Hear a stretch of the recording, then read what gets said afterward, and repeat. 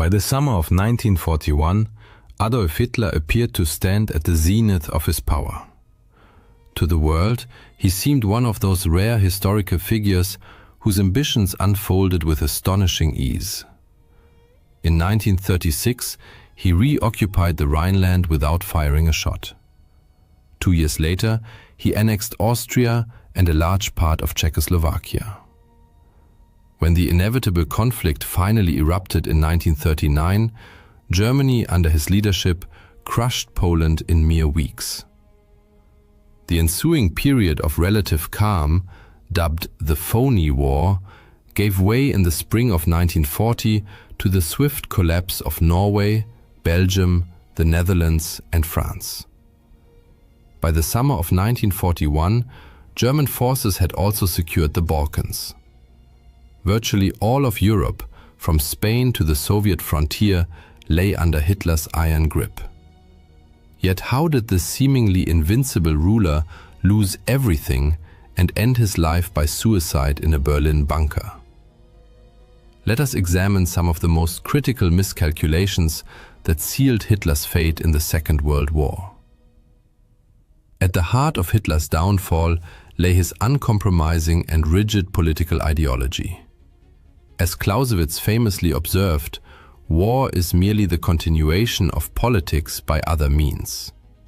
But for Hitler, this principle took an extreme form. He viewed the Second World War not only as rightful redress for Germany's defeat in the First World War, but also as the vehicle through which the German people would fulfill their supposed racial destiny, the eradication of both Jews and communism, which he believed to be merely a manifestation of Jewish influence. In an unpublished sequel to Mein Kampf, Hitler repeatedly referred to communism as Jewish Bolshevism and described the Soviet Union as Jewish Bolshevik Russia.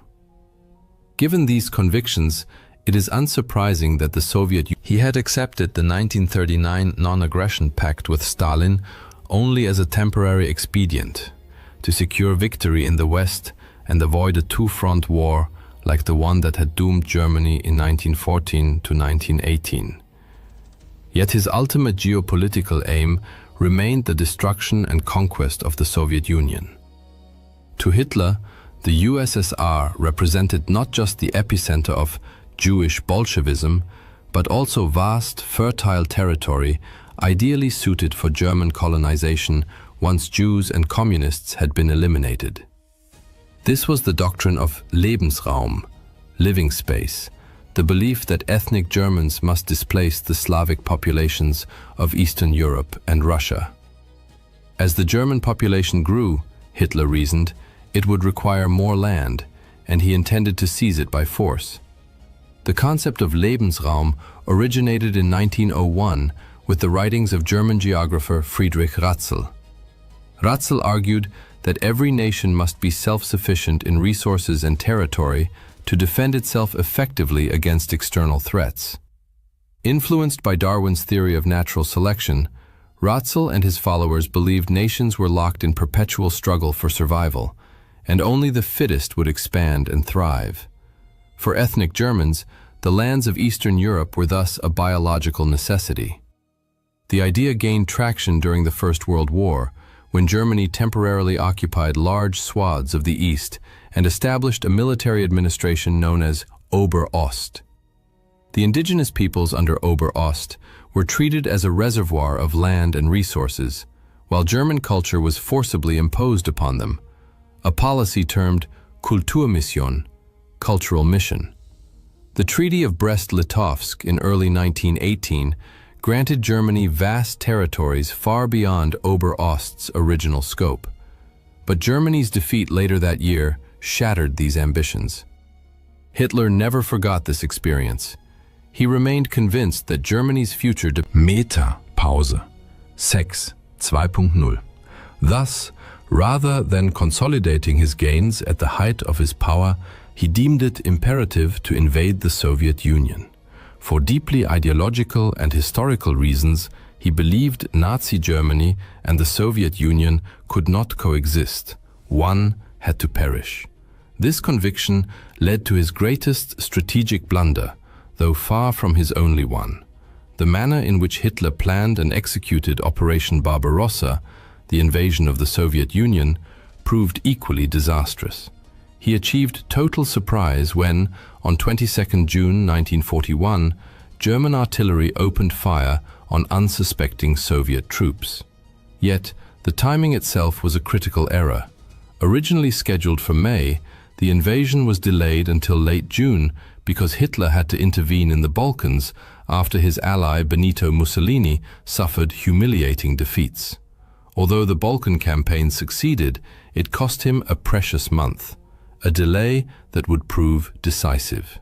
Initially, Barbarossa appeared a stunning success. German forces demonstrated their mastery of mobile warfare, encircling hundreds of thousands of Soviet soldiers in massive pockets. For a time, it seemed Hitler's vision of a lightning campaign across the vast Soviet plains might succeed as brilliantly as it had in Western Europe. Yet here, Hitler committed what may have been his most significant operational mistake. Instead of pressing forward toward Moscow, a drive that was advancing rapidly, he ordered the splitting of Army Group Center. He diverted key forces to reinforce Army Groups North and South, which were advancing toward Leningrad, now St. Petersburg, and Ukraine, respectively. On 21 August, he issued a directive prioritizing the capture of the Crimean Peninsula and Ukraine, economically vital regions, over the advance on the Soviet capital. His generals vehemently opposed the Meta-Pause, Sex 2.0. Though German troops continued to win battles, these were tactical victories that masked a strategic failure. When Hitler finally resumed the drive on Moscow in early October, he had already lost a crucial month. By early December, German units stood just 12 miles from the city. A reconnaissance patrol even reached within 5 miles. But this marked the high water mark of the German advance. On December 5th, the Soviets launched a massive counter-offensive that drove the overstretched and undersupplied German forces back 150 miles from the capital and industrial heartland of the USSR. By failing to take Moscow when he had the chance, Hitler ensured he would never do so, and that the Soviet Union would remain in the war. He ruthlessly dismissed any general who dared suggest tactical retreat during this critical phase. Others, fearing dismissal or worse, ceased to challenge his decisions, no matter how irrational. Consequently, Hitler assumed ever greater personal control over the German military, making himself responsible for an expanding array of operational choices. This centralization of command was another fatal error, one whose consequences became starkly evident the following year. Although the German army suffered its first major defeat in late 1941, it was far from exhausted by early one. With his declaration of war against the United States in December 1941, Hitler now faced the very scenario that had destroyed Imperial Germany, a two-front war. Victory over the Soviet Union thus became more urgent than ever. Yet, instead of renewing a full-scale assault on Moscow, Hitler again fixated on the southern front. His new objective was to seize the oil fields of the Caucasus. Once more, he launched his offensive relatively late in the campaign season, stretching his supply lines to the breaking point. He also deemed it essential to capture Stalingrad. Given the city's name, both Hitler and Stalin imbued it with outsized political symbolism. Perhaps as a psychological coping mechanism, Hitler convinced himself that Soviet forces were exhausted, a belief that proved another costly delusion. By November 1942, the German Sixth Army had seized most of Stalingrad. But then, the Soviets launched Operation Uranus, aiming to encircle the city. When General Friedrich Paulus requested permission to withdraw and save his army, Hitler refused, insisting the troops must stand and fight for every inch of ground. The result was the encirclement of 300,000 German soldiers. A relief attempt led by Field Marshal Erich von Manstein failed. He had only a small strike force of about 50,000 men. And area resupply, promised by Luftwaffe Chief Hermann Göring, proved impossible. Meanwhile, without Hitler's authorization, Paulus refused to break out and link up with Manstein. In February 1943, the entire Sixth Army surrendered. Stalingrad became the turning point of the war. Germany lost some of its finest soldiers and officers, irreplaceable losses. The Wehrmacht could no longer mount strategic offensives on the Eastern Front, a reality confirmed later that year during the Battle of Kursk, when Operation Citadel collapsed in failure. By invading the Soviet Union out of ideological obsession, Hitler had jeopardized the vast empire he had built. His failure to destroy the USSR when he had the chance guaranteed a slow but inexorable decline from the pinnacle of power. Yet Hitler's errors extended far beyond the Eastern Front. By mid-1943, the United States and Britain had expelled Nazi forces from North Africa and launched an invasion of Europe via Sicily, advancing up the Italian peninsula. This shift in momentum forced Hitler to divert resources westward, ending any hope of winning the war before. By late 1943, it was clear the Allies planned to breach the Atlantic Wall, a chain of fortifications stretching from Norway to the Spanish border, and strike at the heart of Nazi-occupied Europe. In Führer Directive No. 51, Hitler explained his reasoning: while the vast expanses of the East allowed Germany to absorb territorial losses without existential risk, the Western Front was different. A successful Allied breakthrough there would bring catastrophic and rapid consequences.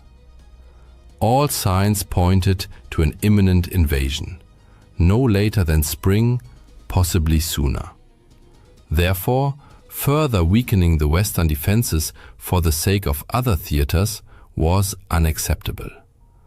Reinforcements were ordered, especially in areas deemed critical for launching long-range attacks against Britain, precisely where Hitler believed the decisive battle would unfold.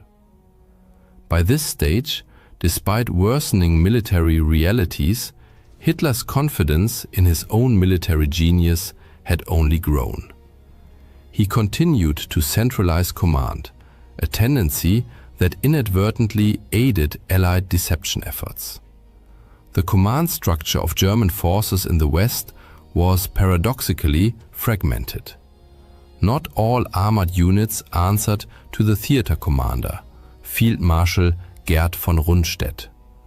Some belonged to Panzergroup West, led by General Leo Geier von Schweppenburg, who, though nominally subordinate to Rundstedt, also reported directly to Hitler. Thus, any deployment of the feared panzer divisions required Hitler's personal approval. The Allies understood that if they could deceive Hitler about the true invasion site, half their battle would be won. The confused command structure on the Western Front only reinforced this strategy. Long before D-Day, Hitler's indecision over panzer deployment, stemming from his insistence on Field Marshal Erwin Rommel, tasked with strengthening the Atlantic Wall, argued that armored divisions must be positioned near the beaches to annihilate Allied troops as they landed. Rundstedt disagreed, favoring a more flexible reserve strategy. When Rommel bypassed Rundstedt and appealed directly to Hitler, the Führer, unwilling to choose, attempted to please both. Rommel received 3 panzer divisions, 4 remained under Panzer Group West, and 3 were assigned to Army Group G, south of the Loire, also under Rundstedt's nominal command.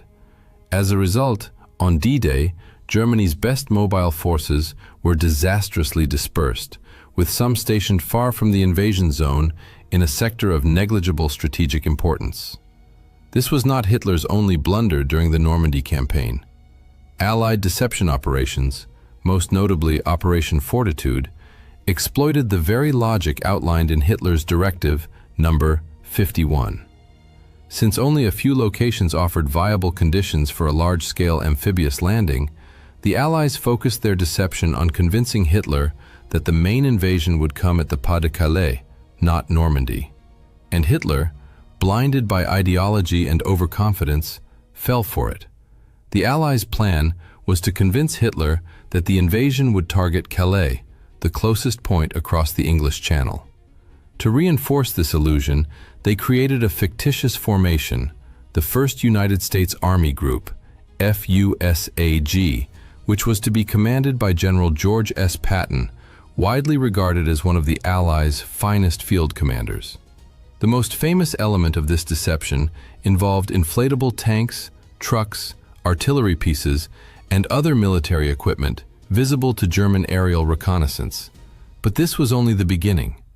Carefully orchestrated fake radio transmissions were broadcast, counterfeit documents were prepared, and troops were permitted to troop movements were meticulously choreographed to suggest that Calais was the true objective. To further bolster the ruse, by this time, nearly all Nazi spies in Britain had been captured and turned into double agents under the Double Cross program. The most remarkable of these agents was Juan Pujol Garcia, a Spanish citizen codenamed Garbo. Unlike others, Garcia had originally intended to spy against Nazi Germany. After the British initially rejected his offer, he contacted the Germans, only to later reveal himself voluntarily and become a double agent for British intelligence.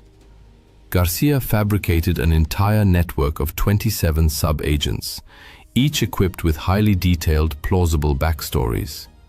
Through scrupulous attention to such details, and others, he and his imaginary network flooded the German High Command with intelligence they believed credible, even when it was technically accurate, as it was often rendered useless by timing or context.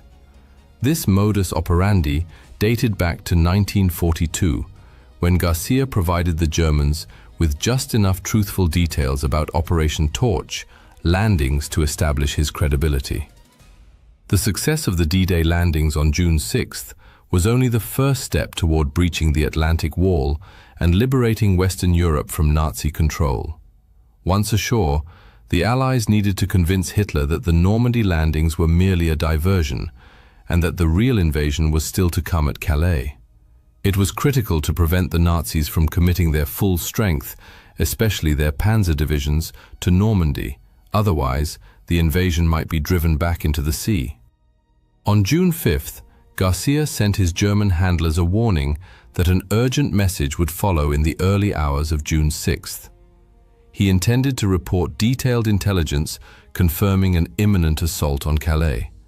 But the radio operator This lapse allowed Garcia to relay more accurate information about the Normandy landings than the Allies had originally planned, though, as usual, it arrived too late for the Germans to act effectively.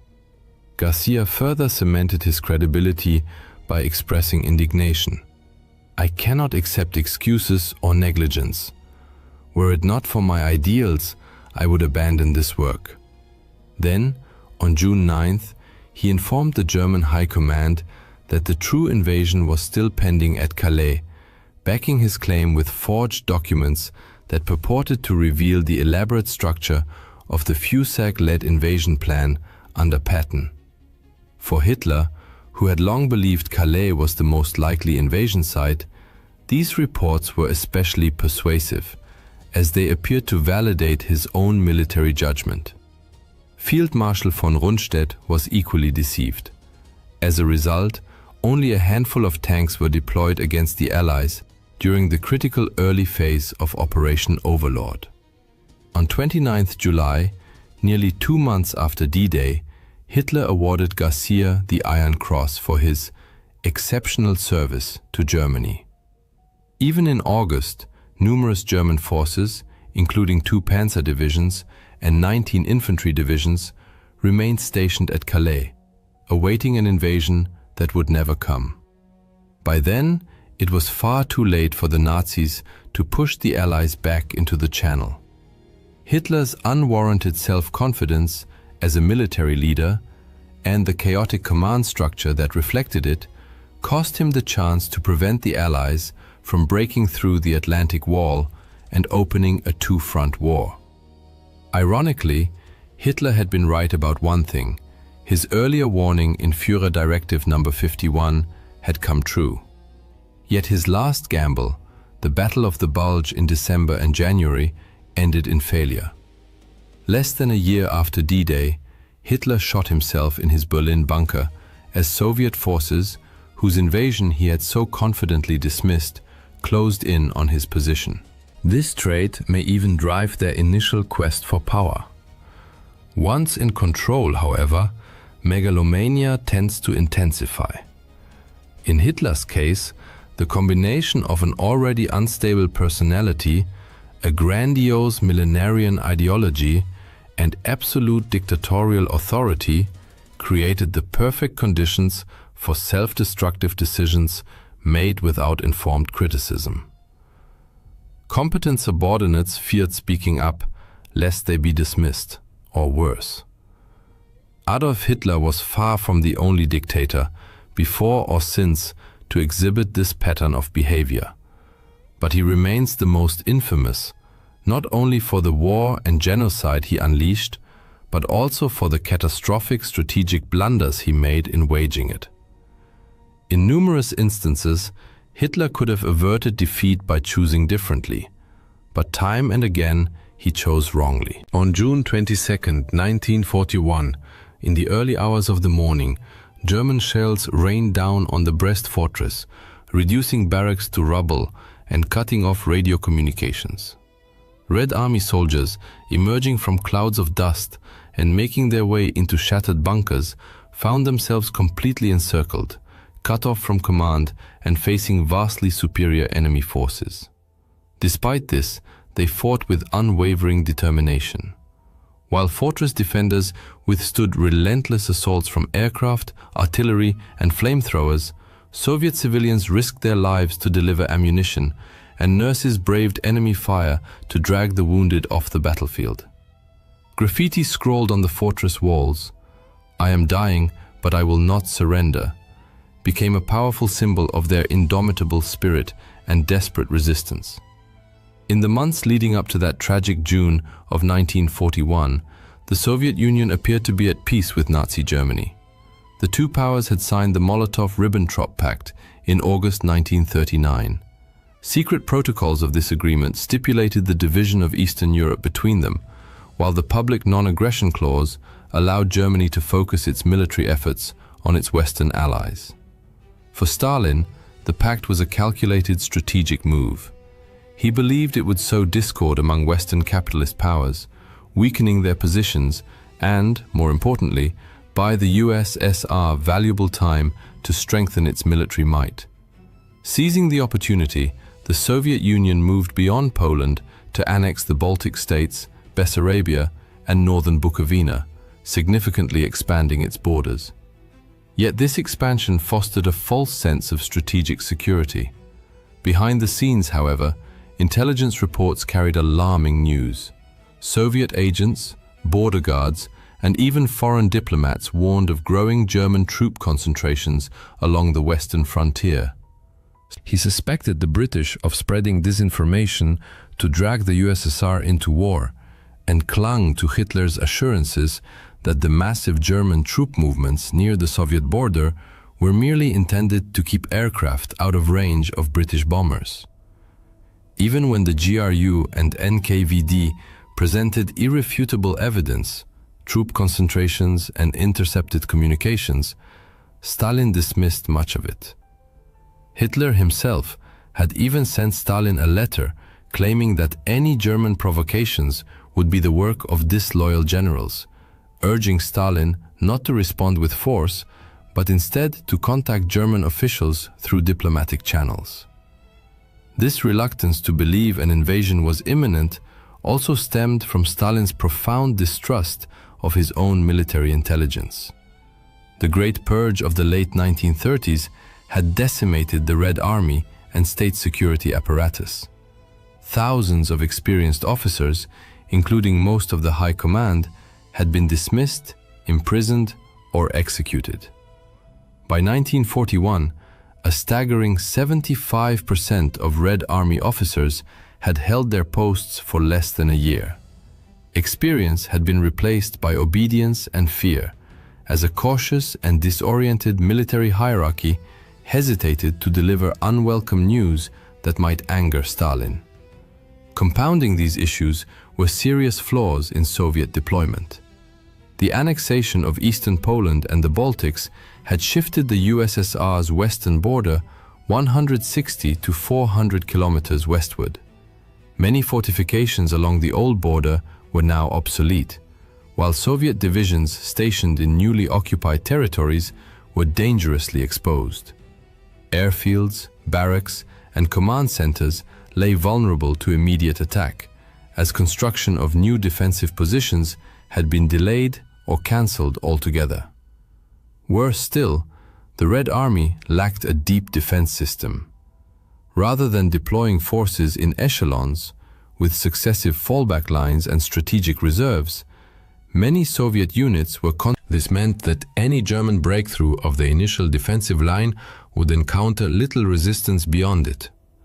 These defensive shortcomings were not taken seriously, largely due to prevailing Soviet military doctrine at the time.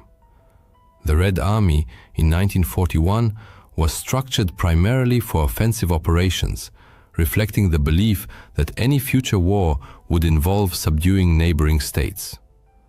Much of this confidence stemmed from the USSR's vast tank inventory. The brand new T-34 and KV tanks were among the best in the world, but they constituted only a small fraction of Soviet armored forces. The overwhelming majority consisted of obsolete, mechanically unreliable models like the T-26 and BT series. Thousands of these tanks were rendered inoperable due to a lack of radios, spare parts, recovery vehicles, and trained mechanics. Numerical superiority meant little without logistics or a robust support network. The Soviet Air Force faced similar problems. On paper, Stalin's air fleet was the largest in the world, but this quantitative edge masked serious qualitative weaknesses. The backbone of its fighter force consisted of outdated Polikarpov 115, Chaika, and 116, Ishak aircraft. Though effective in the Spanish Civil War and against the Japanese at Khalkhin Gol, they were now outclassed by the Luftwaffe's Messerschmitt Bf-109s. At dawn on June 22, 1941, as the first rays of sunlight broke over the horizon, the illusion of peace shattered amidst the thunder of war. Without warning, across a staggering 2,900-kilometer front, the Wehrmacht unleashed its full might against Soviet positions. Artillery barrages shook the earth, while wave after wave of Luftwaffe bombers filled the skies, crossing the border in relentless formations. Airfields, barracks, and supply. On that fateful day, the Soviet Air Force suffered catastrophic losses. Between 1,800 and 2,000 aircraft destroyed, many while still on the ground, never given a chance to take off. One pilot later recalled, "I pulled back the tent flap and saw planes with German crosses strafing our tents. Everyone rushed out and saw the dead and wounded in the neighboring tents. I threw on my flight suit, grabbed my logbook, and ran toward the hangar. The alert aircraft, neatly lined up, were already burning. The Red Army was caught completely off guard. Border units, lacking proper preparation or retreat plans, became easy prey. Communications collapsed within the first hours, leaving headquarters scrambling to grasp the situation, let alone respond effectively. Entire divisions lost command, or were encircled before they could even assemble. In the Kremlin, an ominous silence reigned. For nearly half a day, Stalin issued no official orders. Despite numerous warnings, his anti-capitalist paranoia, skillfully exploited by Hitler, led him to believe reports of German attacks were provocations designed to sabotage the Molotov-Ribbentrop Pact. On the front lines, initiative among officers was paralyzed. Years of purges had left the officer corps cautious and fragmented, unwilling to act without explicit directives from above.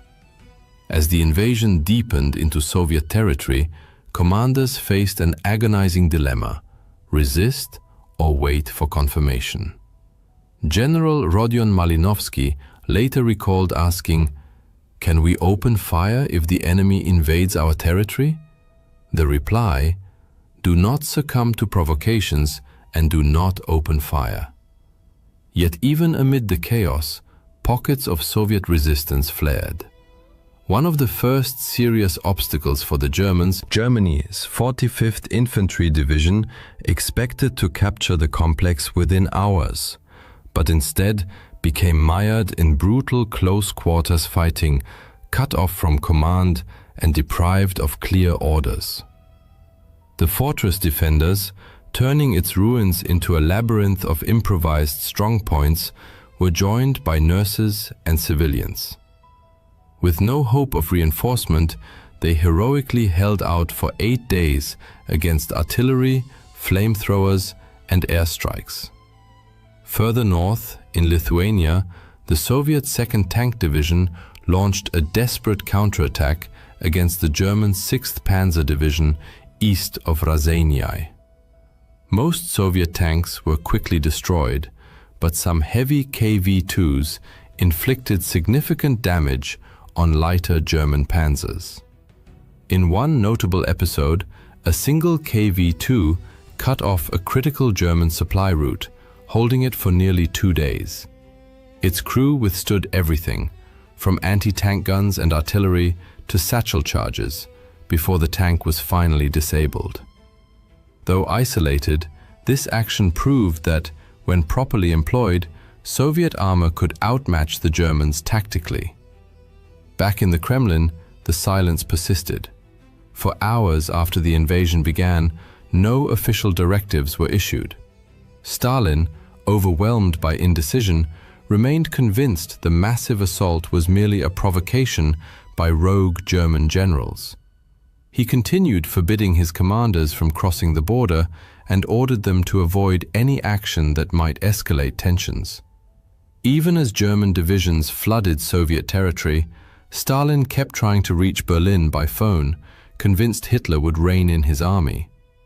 Eventually, Stalin began to confront reality, but remained absent from public view. He tasked Foreign Minister Vyacheslav Molotov with delivering the state's official announcement. In a radio address on the afternoon of 22nd June, Molotov declared that the next day, Stalin quietly convened the Politburo and issued his first concrete orders: the creation of the Stavka, the general headquarters, under Marshal Semyon Timoshenko.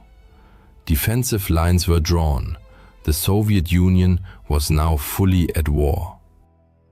In the weeks that followed, the Soviet Western Front desperately tried to halt the German blitzkrieg, but the Red Army's disorganized defense nearly led to total collapse.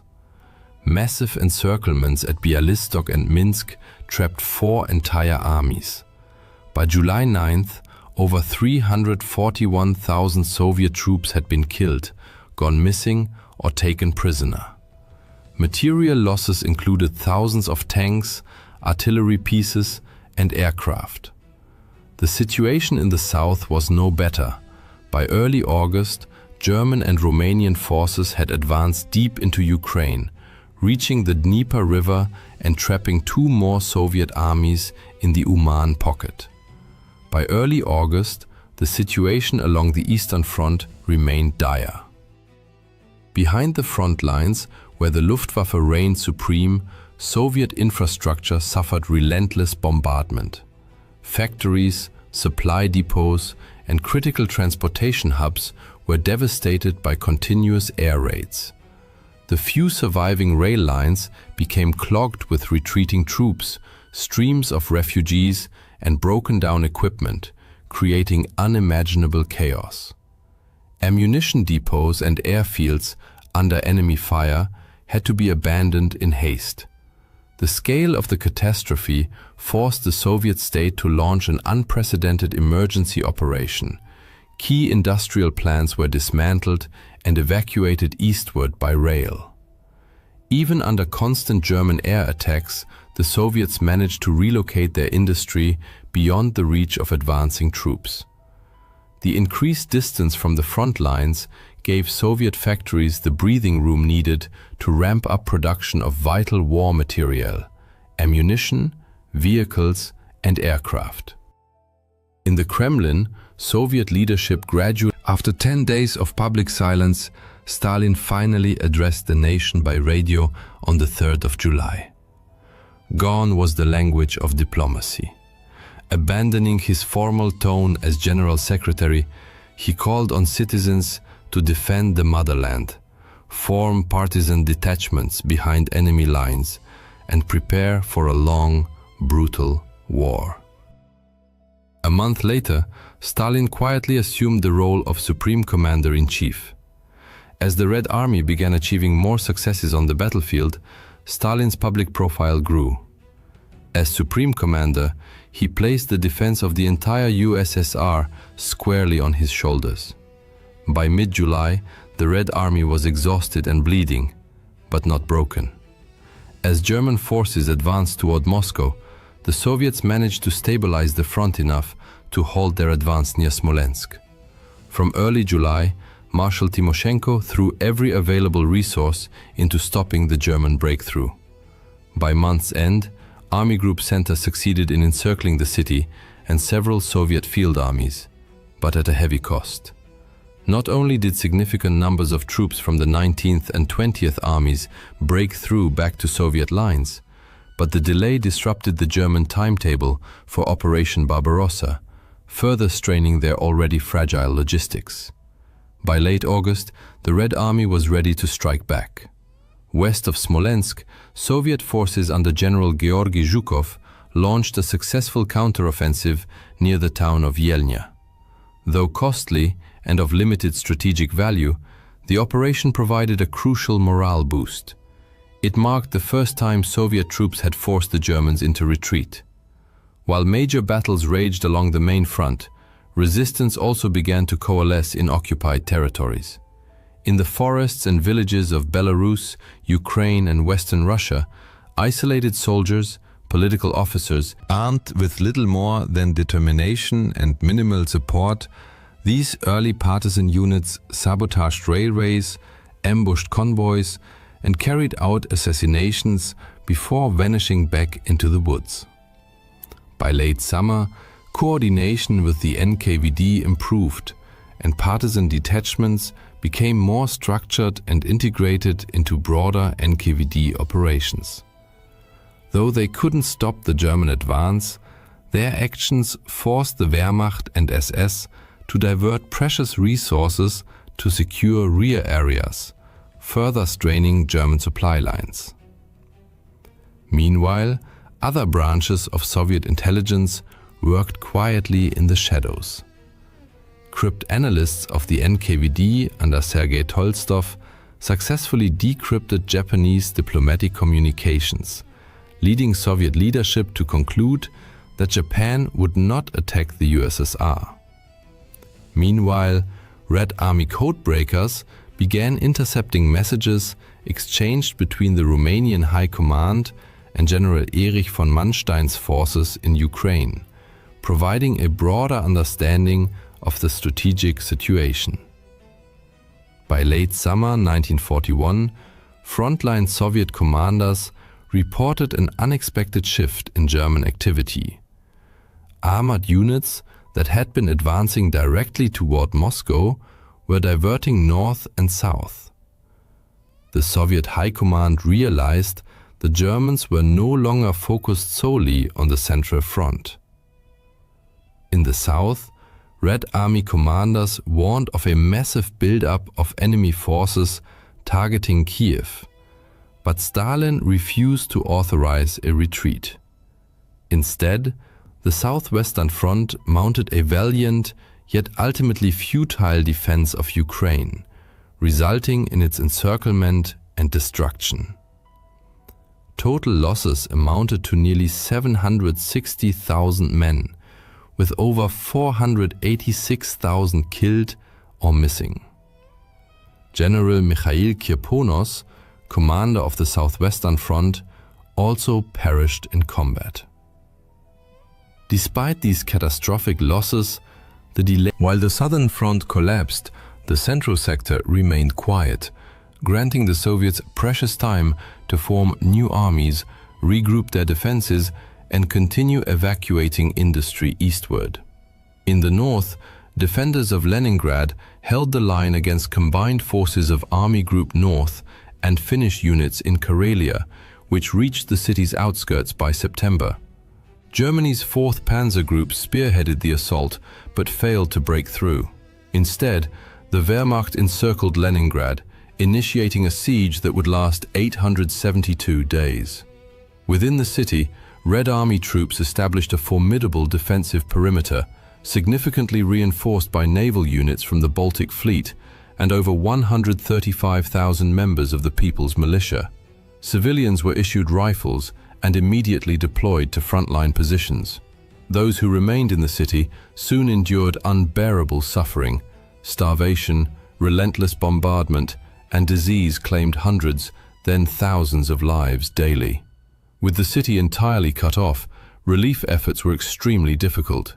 Nevertheless, Soviet forces maintained a fragile but vital supply route across Lake Ladoga, the famed Road of Life. This narrow corridor allowed small convoys of supplies to reach the city whenever the lake froze. Though insufficient to meet all needs, these deliveries prevented total collapse throughout the 872-day siege. Meanwhile, the renewed German offensive toward Moscow triggered panic among defenders, a situation Stalin was determined to quash before it spiraled out of control. Since the invasion began, Red Army leadership had been in constant flux. Senior commanders who failed to follow Stalin's directives faced demotion, dismissal, or even execution. This ruthless policy was starkly demonstrated in July with the execution of General Dmitry Pavlov, commander. In late October, the consequences of failure were again made clear when 25 previously arrested officers were summarily executed near Kuybyshev and Saratov. Stalin's harshness reflected his determination to eliminate weakness at one of the war's most critical junctures. The Stavka could not afford incompetent leadership. Delays on the Central Front gave Moscow's reinforced defenses time to form new armies, reorganize logistics, and dig extensive defensive lines around the capital. Stalin appointed General Georgy Zhukov to oversee the city's defense, while hundreds of thousands of reservists and recruits were mobilized nationwide. Several divisions from the Far East were redeployed to bolster the front, though most units defending Moscow were newly formed, reconstituted, or drawn from existing reserves. By early autumn, the Red Army around Moscow was no longer fragmented and reactive. It was dug in, reinforced, and preparing for the coming battle. During these tense months, the changing seasons added new pressure. Autumn brought the infamous Rasputitsa, Russia's seasonal mud, which clogged roads, bogged down vehicles, and slowed all movement along the front. Though miserable, these conditions were far more manageable for the Soviets than for the overextended Germans. Defensive work continued under grueling circumstances as reinforcements and supplies trickled forward. On the home front, the USSR received vital assistance from Western allies thanks to the efforts of Soviet ambassador Maxim Litvinov. In October 1941, the first Lend-Lease Protocol took effect. Though limited in scale at this stage, Initial shipments delivered urgently needed raw materials, boots, trucks, and food. Supplies arrived via the Arctic route to Murmansk and Arkhangelsk, where the Soviet Navy played a crucial role in escorting, unloading, and protecting cargoes under. Even as ice thickened and the Luftwaffe patrolled overhead, ship crews and dock workers labored tirelessly to get supplies to the front. Though modest, these deliveries provided a crucial morale boost. By late November, the Rasputitsa froze solid, bringing a new set of challenges. Temperatures plummeted and the front ground to a halt. Soviet troops still suffered from supply shortages, leading to malnutrition, ammunition deficits, frostbite, and even gangrene. However, lessons from the Winter War had taught Soviet commanders to respond swiftly. Red Army transport units employed everything: trains, trucks, horse-drawn carts, reindeer sleds, and even mule caravans to deliver essential supplies from rear depots. The climate offered no inherent advantage, but the Soviets' shorter supply lines allowed them to adapt far more effectively. By early December, Soviet intelligence confirmed that German units were overstretched, undermanned, and incapable of further advance. Months of combat had exhausted the Wehrmacht, and its own logistical failures had strangled its momentum. German forces now stood just kilometers from Moscow's outskirts, exhausted and vulnerable. The Stavka saw its chance. Within days, the Red Army quietly completed its preparations. Over 1 million Soviet troops were assembled across the Western, Kalinin, and Bryansk fronts, with fresh rifle divisions, artillery units, and tank brigades brought to full combat readiness. On December 5, 1941, the Red Army launched a decisive counteroffensive. The initial blows caught the Wehrmacht completely off guard. Coordinated, determined Soviet divisions struck across a broad front, deliberately targeting the enemy's exposed flanks. Over the following weeks, they pushed German forces back 100 to 250 kilometers from the capital. Towns such as Belev, Klin, and Kalinin were swiftly liberated in rapid succession. Morale among Soviet soldiers soared. For the first time since June, the Red Army was dictating the pace of war, seizing the initiative from the enemy. Yet victory was incomplete. German units managed to dig in and establish solid defensive lines, and the front soon stabilized. Nevertheless, the psychological shift was immense. Moscow had been saved from imminent capture. The myth of German invincibility, so carefully cultivated, was shattered. Within the Soviet Union, this triumph became a powerful unifying force, rallying the population against a common threat. Propaganda portrayed the defense of Moscow as irrefutable proof of the Soviet people's extraordinary resilience and Stalin's strategic genius. In reality, it was a brutal, improvised campaign paid for with staggering bloodshed. Since June, the Red Army had suffered over 4.5 million casualties, including 2.3 million soldiers captured and condemned to horrific fates in German POW camps. The price of survival was truly incomprehensible. Yet, against all expectations and predictions, Operation Barbarossa had failed.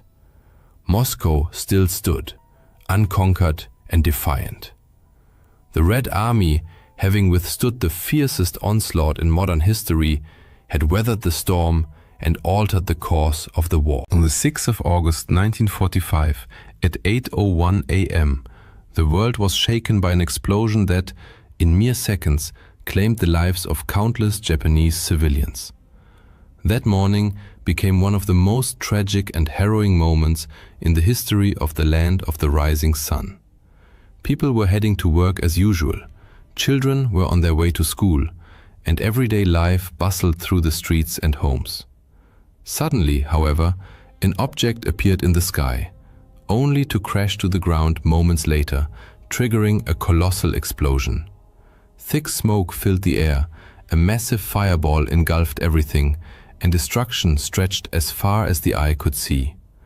For an instant, it seemed as if the sun itself had descended upon the earth. At the epicenter of this horrific event, temperatures soared to between 3,000 and 4,000 degrees Celsius. Then, on 9th August 1945, at 11:02 a.m., another devastating blow struck Japan. In the aftermath, Japan was forced to surrender, bringing an end to the Second World War. Thus, humanity encountered for the first time the terrifying destructive power of the atomic bomb, and witnessed the horrifying conclusion of the deadliest conflict in human history. This global war itself had roots in the First World War, raising critical questions. How did it begin? Why did history repeat such a catastrophic conflict? Why is Adolf Hitler widely regarded as the chief instigator of the Second World War? How did Hitler, Nazi ideology, precipitate such a global disaster? And why did the League of Nations, established precisely to preserve world peace, suffer such a catastrophic failure? Known also as the Global War, the Second World War unfolded on an unprecedented scale, drawing in all the world's major powers. Like the First World War, it split the globe into two opposing camps. But whereas the earlier conflict pitted the Allies against the Central Powers, this one, the war was described as total, largely because it involved civilian populations directly. Previously, non-combatants were typically spared from active hostilities, but this conflict showed no mercy. Civilians contributed extensively to national war efforts, leading governments to view ordinary citizens as integral parts of their military machinery. Armies ruthlessly bombed homes, hospitals, shelters, and public spaces to eliminate those supporting the war effort. Every nation mobilized all available resources: economic, industrial, scientific, aerial, and ground forces against its enemies. Historians disagree on the exact start date. Some cite September 1st, 1939, while others point to the outbreak of the Second Sino-Japanese War in 1937. The conflict ended with the atomic bombings of August 1945 and Japan's formal surrender. An estimated 60 to 80 million people perished, including roughly 50 million civilians and 25 million military personnel, making it the deadliest war in human history. The world divided into two major alliances. The Allies included the United Kingdom, France, the United States, the Soviet Union, China, Poland, Yugoslavia, and Greece. The Axis powers comprised Germany, Italy, and Japan. Notably, Italy had fought alongside the Allies in the First World War, but switched sides due to post-war grievances. Before the First World War, Germany was a powerful, confident nation with a robust economy and formidable military, convinced of its inevitable victory. Yet the Allied powers, the Entente, decisively defeated the Central Powers, Germany, Austria-Hungary, and the Ottoman Empire. The victors imposed harsh terms, particularly on Germany. By late 1918, Germany was a shattered, partitioned state with no choice but to accept the Entente's demands. The war devastated its economy, impoverished it. Deep political, social, and economic upheavals followed. Society split along class lines, unemployment soared, disease spread, and many died of starvation. The government lacked both authority and funds, and foreign powers, especially France, seized key resources. The Treaty of Versailles, signed on 28 June 1919, formalized Germany's defeat with humiliating terms. France, sharing a border with Germany, pushed for the harshest penalties, massive reparations amounting to £6.6 billion, demilitarization of the Rhineland, and the war guilt clause, assigning sole blame to Germany. The Rhineland, a strategically vital buffer zone, was to remain permanently free of German troops. These conditions sparked widespread outrage among Germans, fostering a burning desire for revenge. The new Weimar Republic, having no alternative, signed the treaty, thereby earning public resentment and blame for the nation's suffering.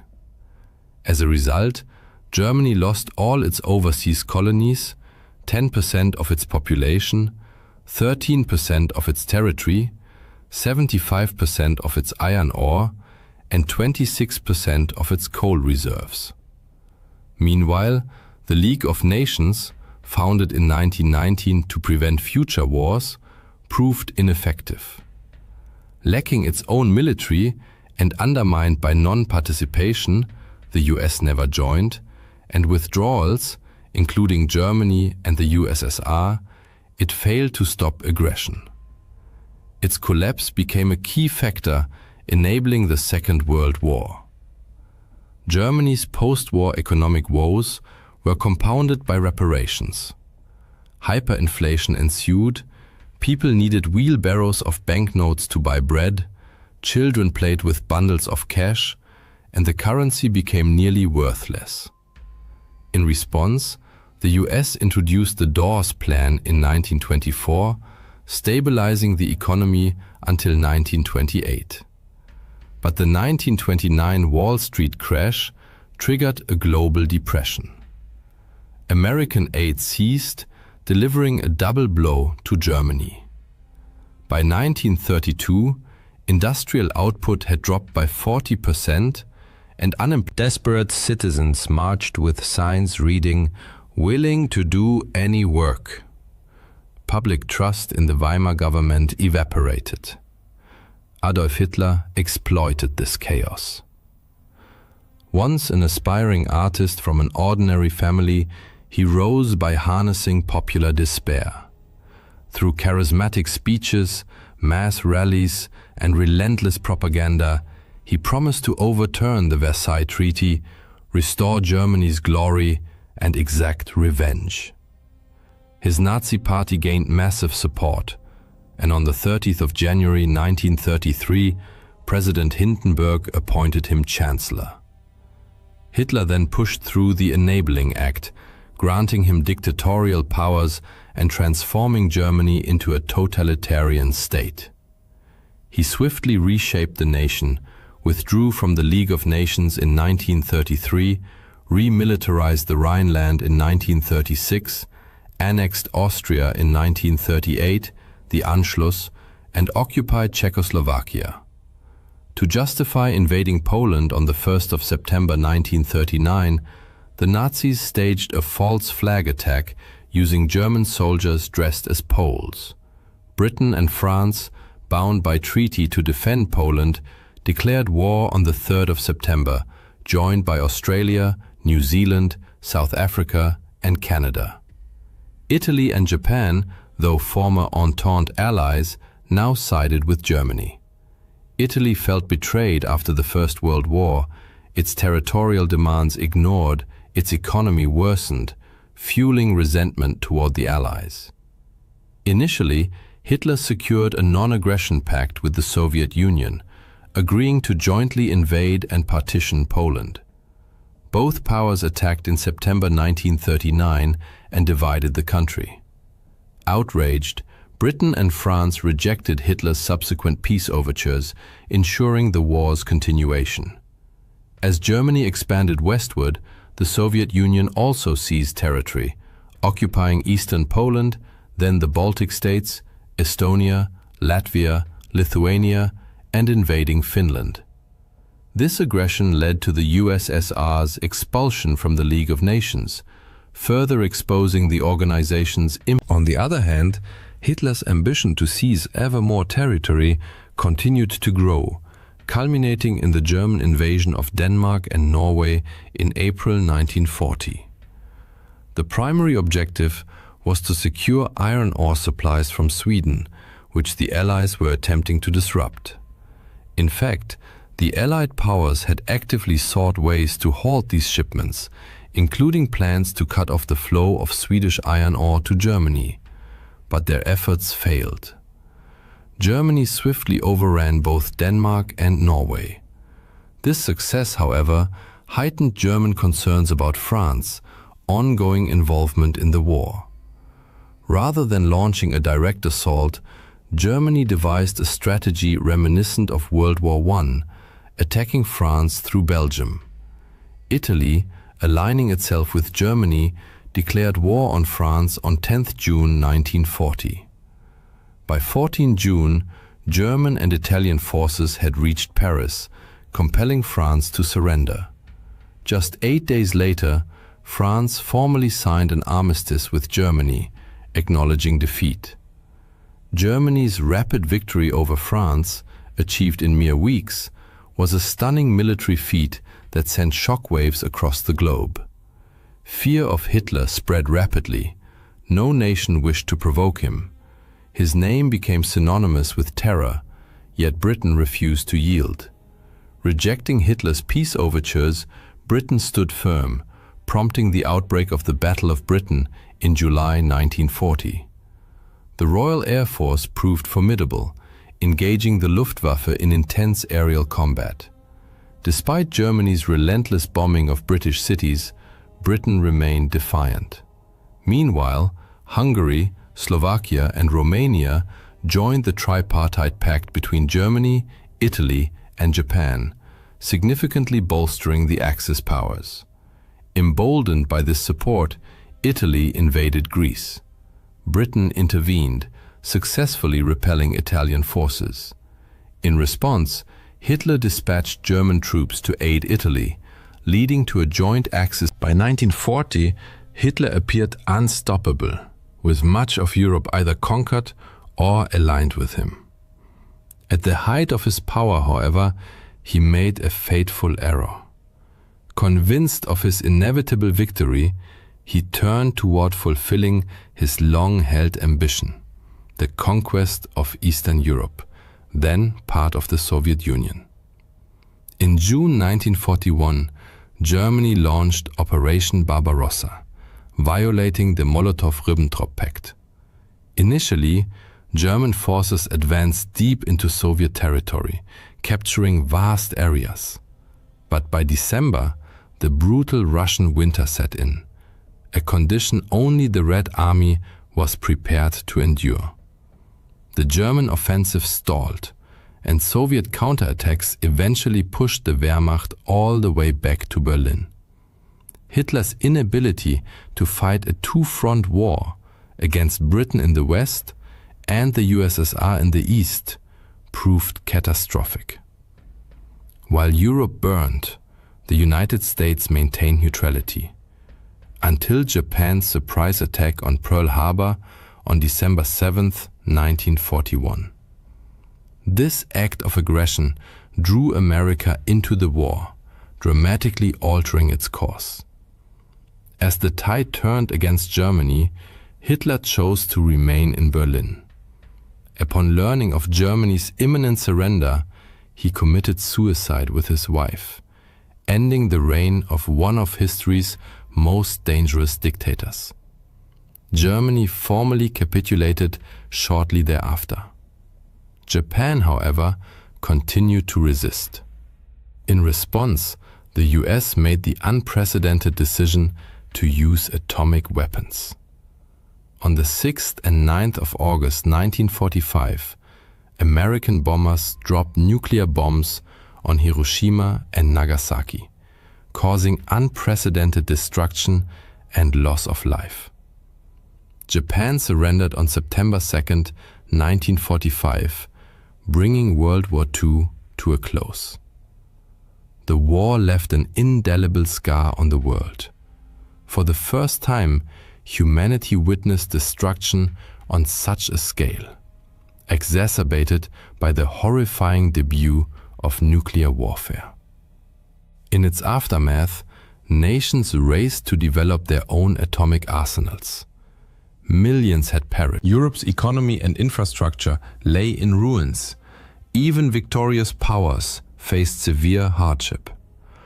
The US mourned millions of soldiers, while the Soviet Union grappled with immense financial strain, setting the stage for the Cold War that would last until the USSR's collapse.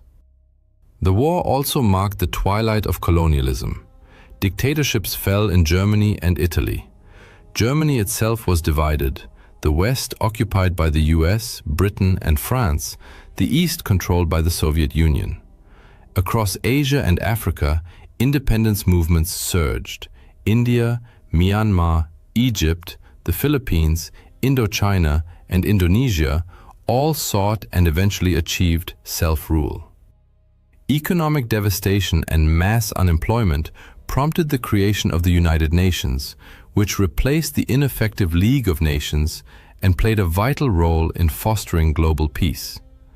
During the war, India, then under British rule, was automatically drawn into the Allied camp. Approximately 2.5 million Indian soldiers fought against the Axis powers. Of these, around 87,000 died, 34,354 were seriously wounded, and 67,340 were taken prisoner. Echoing patterns from World War I, Britain continued to export Indian food supplies to support its war effort. In Bengal, workers were paid in cash instead of grain, which was shipped overseas. With money but no food available, prices soared, plunging ordinary citizens into crisis. Many rural families were forced to send members into military service, leaving women, children, and the elderly homeless. The result was the devastating Bengal famine of 1943, which claimed an estimated 3 million lives.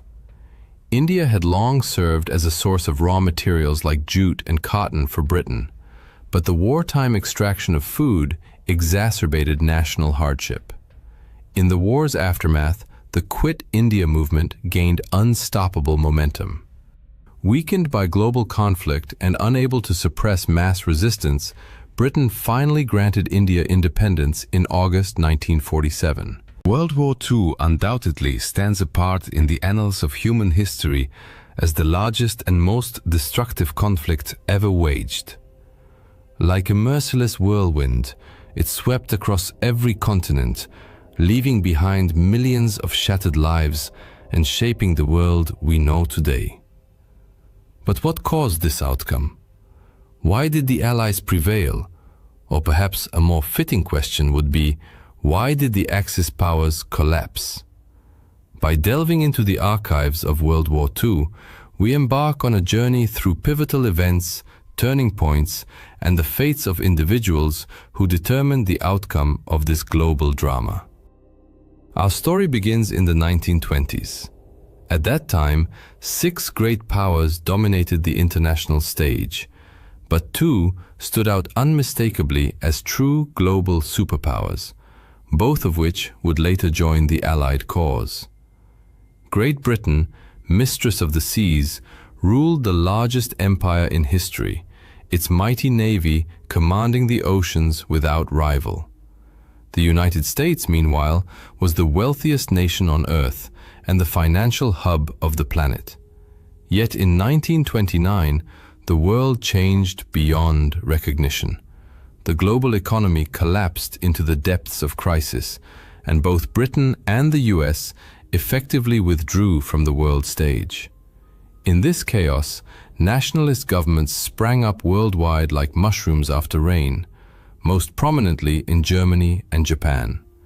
Their new leaders harbored grand ambitions to build empires from which they could draw resources and elevate themselves to superpower status. Crucially, they were prepared to go to war to realize this vision. In stark contrast, the policies of Britain, France, and the United States were bent on avoiding war at all costs. The US passed neutrality laws, obliging it to stay out of any future conflict, while Britain pursued a strategy famously known as appeasement. Though widely Here in the World War II galleries, you can see the Anglo-German Declaration signed by Prime Minister Neville Chamberlain and Adolf Hitler, a document drafted after the Munich Conference, where Britain and France agreed to Hitler's annexation of German-speaking regions of Czechoslovakia in the hope of preserving peace. Chamberlain genuinely believed this agreement would secure peace for our time. Less than a year later, however, he would declare war on Germany. This new era of conflict had actually begun in 1931, when Japan invaded Manchuria and soon became embroiled in a full-scale war with China. Japanese forces advanced rapidly, but the vastness of Chinese territory and fierce resistance denied them lasting control. By 1939, Japan's military resources were exhausted. During this time, Japanese troops committed countless atrocities against civilians they deemed racially inferior. Up to 20 million Chinese perished during World War II. Meanwhile, in Europe, Germany began rebuilding its military might and expanding its territory, first the Rhineland, then Austria, and in 1938, the Sudetenland. It was at this moment that Hitler signed the aforementioned Anglo-German Declaration, assuring the world his ambitions were satisfied. Yet the following year, he annexed the rest of Czechoslovakia, an act that proved decisive. Despite their military unpreparedness, Britain and France now pledged to defend Poland. When Germany invaded in September 1939, Europe was plunged into total war. Then, in a shocking turn, the Soviet Union joined forces with Germany to invade Poland from the east. Though communist Soviets and fascist Germans were ideological enemies, they temporarily set aside their differences in 1939 to 1940 to redraw the map of Europe. The Soviets occupied the Baltic states. Meanwhile, Germany captured Denmark and Norway before achieving one of the war's most stunning victories. Using advanced blitzkrieg tactics, German forces overran France and the Low Countries in just 6 weeks. Britain now stood dangerously exposed. During the evacuation from Dunkirk, British troops escaped aboard small civilian vessels, but left behind nearly all their heavy equipment. It seemed the German war machine was unstoppable, and Britain stood alone, isolated and vulnerable. Yet this was not entirely true. Britain received crucial support from its empire and dominions, from the United States and from governments in exile based in London. Germany expected Britain to surrender, but to Hitler's dismay, the new British Prime Minister, Winston Churchill, resolved to fight on. Britain still held key defensive advantages: the English Channel as a vital barrier, the Royal Navy, though stretched thin, remained the world's largest, and the Royal Air Force possessed a sophisticated air defense network and modern fighter aircraft. Together, they kept Germany at bay and thwarted any invasion. Britain remained in the war. It was then that Germany, Japan, and Italy formalized their alliance, becoming the Axis powers. At that moment, their prospects appeared promising. Beneath the surface, however, serious problems festered. Italy's attempt to build a new Roman Empire in North Africa and the Balkans floundered. Its invasions of Greece and Egypt ended in failure. Germany's newly acquired European territories were blockaded by the Royal Navy, and critical supplies dwindled. In fact, Germany faced such severe shortages of food and oil that its pact with the Soviet Union was the only thing keeping it afloat. !at META, quote, pause, quote, colon, quote, sex, quote, colon, 2.0. Similarly, Japan's 1940 occupation of French Indochina, aimed at cutting off Chinese supply lines, triggered furious reactions from the United States, was already shaping the war's course. Japanese brutality in China had outraged American public opinion, shifting sentiment decisively. In response to Japan's move into Indochina, the US imposed an embargo on oil and steel exports. When Britain and the Netherlands followed suit, Japan suddenly lost access to 94% of its imported oil. At the same time, the US was rapidly expanding its military capacity. Though still neutral on paper, it was already supplying vital war materiel exclusively to the Allies. The Lend-Lease Act soon formalized this support, enabling the free transfer of aircraft, ships, food, and clothing. This flood of American aid became a formidable challenge for the Axis. Under mounting pressure, both Japan and Germany faced existential threats. Japan risked running out of oil and losing the war in China, while Germany feared the growing power of its old rival, the Soviet Union. Stalemate was no longer an option. In 1941, both powers chose to gamble everything. Despite their vulnerabilities, they escalated the war in a desperate bid to seize the resources they needed. In June 1941, Germany betrayed its Soviet ally and launched the largest invasion force in military history into the USSR. Victory required a swift, lightning campaign, but Nazi ideology dismissed Slavic peoples as racially inferior, leading to a catastrophic underestimation of Soviet resilience.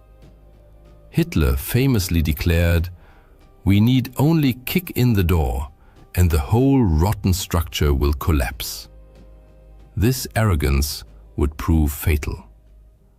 The Soviets mobilized on an unprecedented scale, relocating entire factories beyond the Ural Mountains to sustain war production, churning out weapons like the M30 howitzer to repel the invaders. Soviet citizens sacrificed their lives in staggering numbers. Ultimately, 25 million perished in what they called the Great Patriotic War. Germany needed a quick victory. By December 1941, the German advance stalled just miles from Moscow. Their grand gamble had failed. Almost simultaneously, Japan launched its own offensive, not against the Soviets, but toward resource-rich Southeast Asia. Recognizing that such a move would inevitably draw the US into the war, Japan struck first, with a surprise attack on the US Pacific Fleet at Pearl Harbor. The assault succeeded, and Japan swiftly seized control of the territories and resources it coveted. Believing Americans to be soft and unwilling to endure heavy losses, Japanese leaders hoped fierce defense of these gains would force the US to negotiate. Instead, the attack united the United States, Britain, and the Soviet Union in a common resolve. Only the unconditional surrender of the Axis would be acceptable. After Pearl Harbor, American isolationism vanished overnight. Roosevelt, Churchill, and Stalin agreed on a strategy of relentless attrition, on land, sea, and in the air, leveraging their overwhelming advantages in manpower, material, and industrial capacity. The ungainly-looking B-24 Liberator bomber, on display nearby, embodied this industrial might. At its peak, the Willow Run plant in Michigan produced one B-24 every 63 minutes. The tide of war was turning. By 1942, Allied codebreakers had penetrated German and Japanese ciphers, enabling critical victories. At the Battle of Midway, US aircraft sank 4 Japanese carriers, crippling Japan's offensive naval power. On the Eastern Front, Germany's last desperate push to capture the Caucasus oil fields was shattered at Stalingrad, the war's bloodiest battle, where Soviet forces encircled and annihilated an entire German army. The Axis had gambled on quick triumphs. Instead, they found themselves trapped in a war of attrition they could not win. Now the Allies set out to convert the so-called Battle of the Atlantic was not a single clash like Trafalgar, but a grueling, years-long struggle. Germany deployed U-boats to starve Britain into submission, sinking millions of tons of Allied shipping, losses that peaked in 1942 during what German submariners called their second happy time. But the Allies turned the tide. They replaced losses with mass-produced Liberty ships, 3 every 2 days at peak output, and refined convoy tactics with better naval escorts. Technological innovations followed. Long-range aircraft like the Liberator closed the Atlantic air gap. Sonar and radar tracked submarines, and weapons like the Hedgehog mortar destroyed them. By 1943, the Allies had decisively won the Battle of the Atlantic, tightening a noose of blockade around the Axis. As Japan tried to ferry resources from its new empire back to the home islands, American submarines and aircraft mercilessly hunted its convoys. Fuel shortages became critical, forcing Japan to shorten pilot training, a fatal flaw that left its aviators easy prey for better-trained Allied crews. Allied forces now launched coordinated offensives, island-hopping across the Pacific toward Japan, liberating Ukraine and knocking Italy out of the war. These advances brought them within striking distance of the Axis heartlands, enabling devastating air campaigns. British and American air forces subjected Nazi Germany to round-the-clock bombing, the RAF by night flattening urban centers, the US Army Air Forces by day precision striking industrial targets. Losses were heavy. Here you can see the tail section of a German Bf-110 night fighter flown by ace Heinz Wolfgang Schnaufer, who shot down 121 unescorted British bombers. Yet the bombing campaign forced Germany to disperse aircraft production across countless small factories, sacrificing efficiency. Luftwaffe fighters were lured into the air by decoy bomber formations, escort fighters. In this war of exhaustion, the Allies prevailed. American bombers also unleashed firestorms on Japan, using incendiary weapons to reduce entire cities to ashes. Hundreds of thousands of Axis civilians perished in these strategic bombing campaigns. 1944 also marked the peak of the Holocaust, the Nazi regime's monstrous campaign to exterminate Europe's Jews.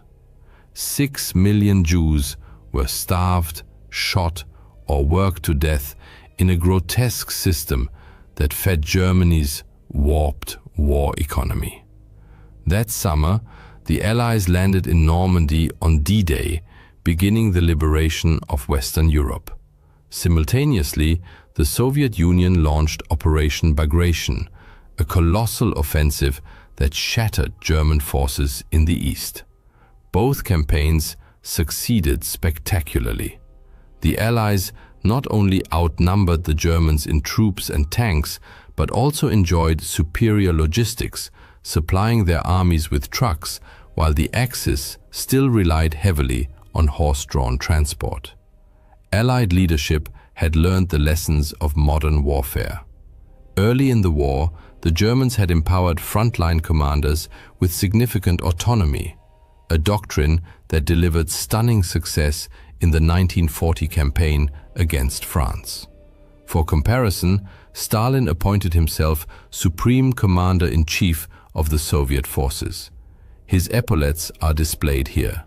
However, as the war progressed, Stalin increasingly trusted the counsel of his generals, a shift that led to improved military outcomes. Meanwhile, Hitler moved in the opposite direction. He became ever more convinced of his own strategic genius. "I walk the path dictated by Providence with the confidence of a sleepwalker," he declared. Hitler repeatedly denied his field commanders requests for strategic withdrawals, a policy that had catastrophic consequences for the German army. As a result, the Allies steadily gained ground. The war's outcome was essentially decided, yet the most striking manifestation of this refusal was the self-sacrifice of young Japanese pilots ordered to crash their explosives-laden aircraft into Allied naval vessels, a tactic known as kamikaze attacks. This relentless determination to fight to the death stemmed from a deep-seated belief that surrender was dishonorable. Consequently, suffering and bloodshed continued unabated. Adolf Hitler pinned his hopes on German Vergeltungswaffen, vengeance weapons, such as the Phi-1 rocket displayed here. He believed the destruction and civilian casualties inflicted by these weapons would terrorize Allied populations and compel their leaders to sue for peace. This, however, was a grave miscalculation. Vast resources diverted to Phi weapon production came at the expense of urgently needed tanks and fighter aircraft. Moreover, tens of thousands of forced laborers perished under horrific conditions in underground factories while building these weapons. In stark contrast, the Allies invested heavily in developing an entirely new, era-defining weapon of decisive impact, the atomic bomb. By May 1945, crushed between advancing forces from the east and west, Germany was forced to capitulate. Japan, however, fought on, until the United States dropped atomic bombs on Hiroshima and Nagasaki, and the Soviet Union invaded Manchuria. It then became unmistakably clear that further resistance was futile. In August 1945, World War II ended in Allied victory. The Allies possessed overwhelming advantages in natural resources and population, fundamental pillars of total war. Yet this superiority alone did not guarantee victory. Through indomitable spirit and tenacious resistance, they overcame early setbacks to persevere. They coordinated a vast strategic framework and, often through painful experience, mastered the demands of modern warfare. They also successfully mobilized their populations for immense effort and sacrifice. The peoples of the Allied nations demonstrated unwavering resolve and resilience, whether fighting the Axis powers, manufacturing the countless items required by mechanized warfare, or serving in numerous support roles. On Victory Day, Churchill addressed crowds in London with the words, "This is your victory." The Second World War was undoubtedly the largest, most destructive and bloodiest conflict in human history, leaving an indelible mark on every continent, including even distant Antarctica. Fighting erupted across the globe, from the fields of China and France to the exotic shores of Hawaii, icy Iceland, scorching Somalia, picturesque Sri Lanka, the harsh Arctic, and countless other regions. Warfare unfolded in trenches, on horseback, in the boundless skies, beneath ocean depths, and, for the first time in human history, even reached into outer space and involved nuclear weapons, forever transforming humanity's understanding of war.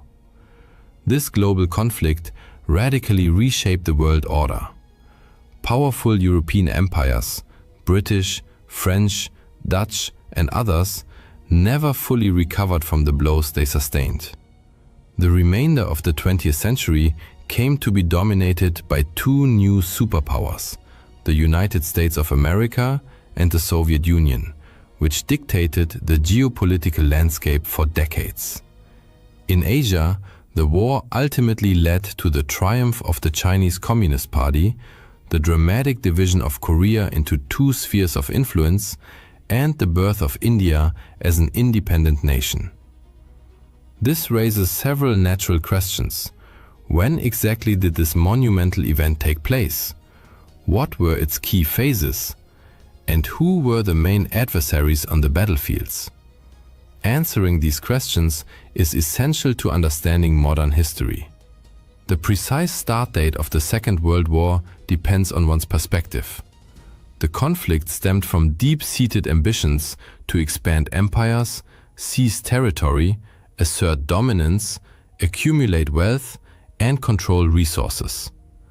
Three dictatorships, Germany, Italy, and Japan, collectively known as the Axis powers, aggressively expanded their domains throughout the 1930s. Germany saw dominance in Europe. Japan and China had already been locked in fierce combat since 1937, and some historians regard this as the true beginning of the war. The United States was effectively drawn into the war in the Pacific in December 1941, following Japan's surprise attack on the American fleet at Pearl Harbor, Hawaii. Thus, for Americans, the war began in 1941. However, Europeans, Canadians, Australians, Indians, and residents of other European colonies, which constituted the vast majority of the world's population at the time, marked the war's start in September 1939. That month, Adolf Hitler, Germany's dictator, invaded Poland. In response, numerous countries declared war on Germany, marking the official beginning of the Second World War in Europe. The war's end is somewhat clearer. Germany and Japan suffered crushing defeats and were occupied in 1945. But why is September 1939 so pivotal? In Europe, Hitler's Nazi Party had seized power in Germany, dismantling democratic institutions and establishing a totalitarian regime.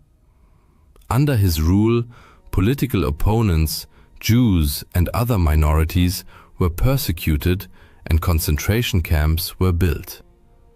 Hitler's central goal was territorial expansion, specifically reclaiming lands lost after Germany's defeat in the First World War in 1918. In 1938, he annexed Austria and then seized parts of Czechoslovakia. Yet, his ambitions stretched far beyond. He dreamed of a vast Eastern Empire encompassing Ukraine's fertile farmland and the oil fields of the Caucasus. Claiming that Western Poland had historically belonged to Germany, Hitler targeted it next. To secure his eastern flank, he signed a non-aggression pact with Soviet dictator Joseph Stalin in August 1939. Secretly, they agreed to invade and partition Poland between them. On September 1st, 1936 2.0, Hitler assumed Britain and France would tolerate this, as they had reluctantly accepted the annexation of Austria and parts of Czechoslovakia over the previous 2 years. But the invasion of Poland was the final straw. They declared war on Germany. Hitler was now embroiled in another world war. What now? He reportedly asked his foreign minister. Britain and France were soon joined by their vast empires: Canada, India, Nigeria, South Africa, New Zealand, Australia, and many others, all now drawn into the conflict. Events unfolded rapidly. Germany and the Soviet Union swiftly divided Poland. British and French forces offered little effective aid. A minor French incursion into Western Germany advanced only a few miles before retreating once victorious German troops returned from Poland.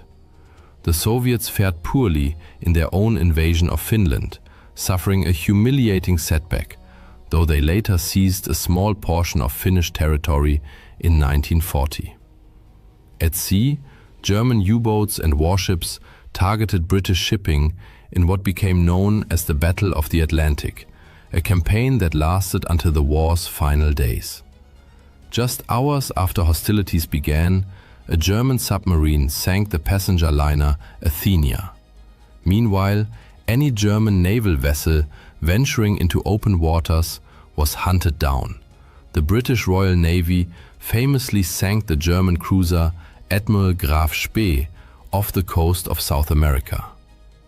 On the European continent, however, a tense lull, dubbed the Phony War, prevailed. Both sides watched each other across the Franco-German border. In Britain, more civilians died in road accidents due to blackout conditions than soldiers did in combat. But this stalemate shattered in April 1940. Both the Allies and Germany moved to invade Norway to secure its vital resources, particularly iron ore and oil shipped through the port of Narvik. Germany swiftly overran Denmark in hours and launched a naval invasion of Norway, evading the British fleet partly thanks to poor weather.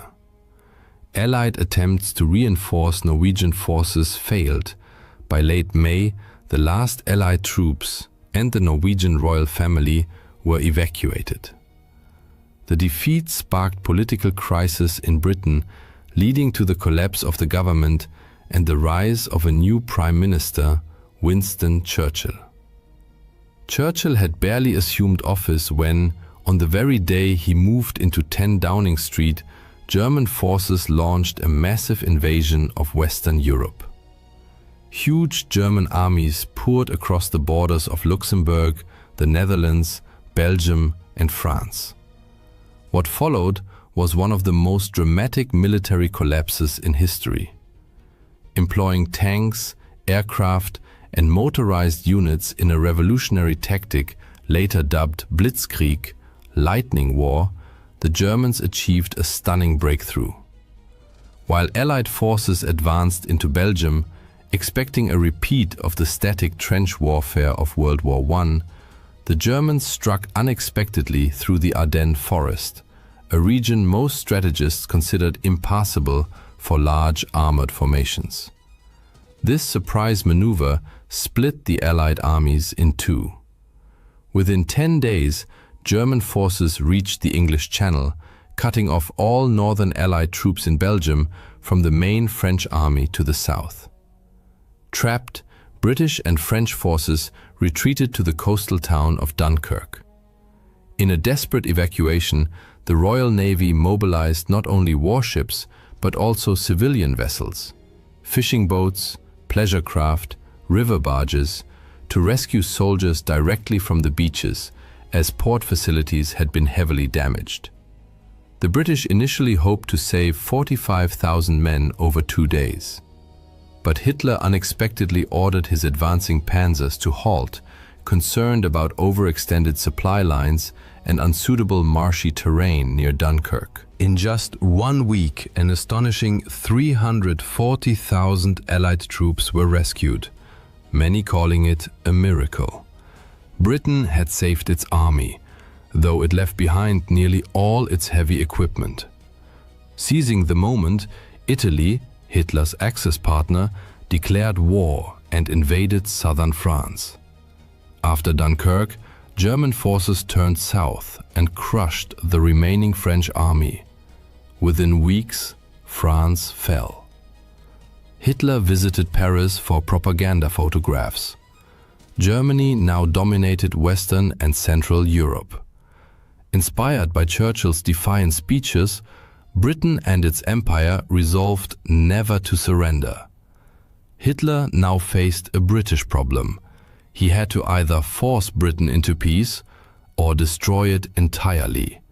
Otherwise, The British would continue harassing him while he turned east to realize his ultimate ambition, conquering the Soviet Union and building a vast German empire. Hitler ordered preparations for an invasion of Britain while using the Luftwaffe to bomb the country into submission. Thus began the Battle of Britain, the first major campaign fought almost entirely in the air. German bombers initially targeted Royal Air Force, RAF, airfields and infrastructure, aiming to achieve air superiority before launching mass terror raids on cities. But the RAF proved remarkably resilient. Hurricanes and Spitfires fiercely contested every raid. German bomber losses mounted to unsustainable levels. The British employed a pioneering radar system to detect incoming raids and direct fighter squadrons with unprecedented efficiency. As summer wore on, the RAF seemed invincible. Frustrated, the Germans shifted tactics in early September, bombing London in hopes of breaking civilian morale. This marked the start of the Blitz, sustained aerial bombing of British cities. Yet by mid-September, it was clear the Luftwaffe had failed. The RAF remained a potent force, and the cost of bombing London was too high. Hitler admitted he, without neutralizing the RAF and the Royal Navy ready to annihilate any invasion fleet, he shelved plans for a cross-channel invasion. Night bombing of cities continued, but Operation Sea Lion was indefinitely postponed.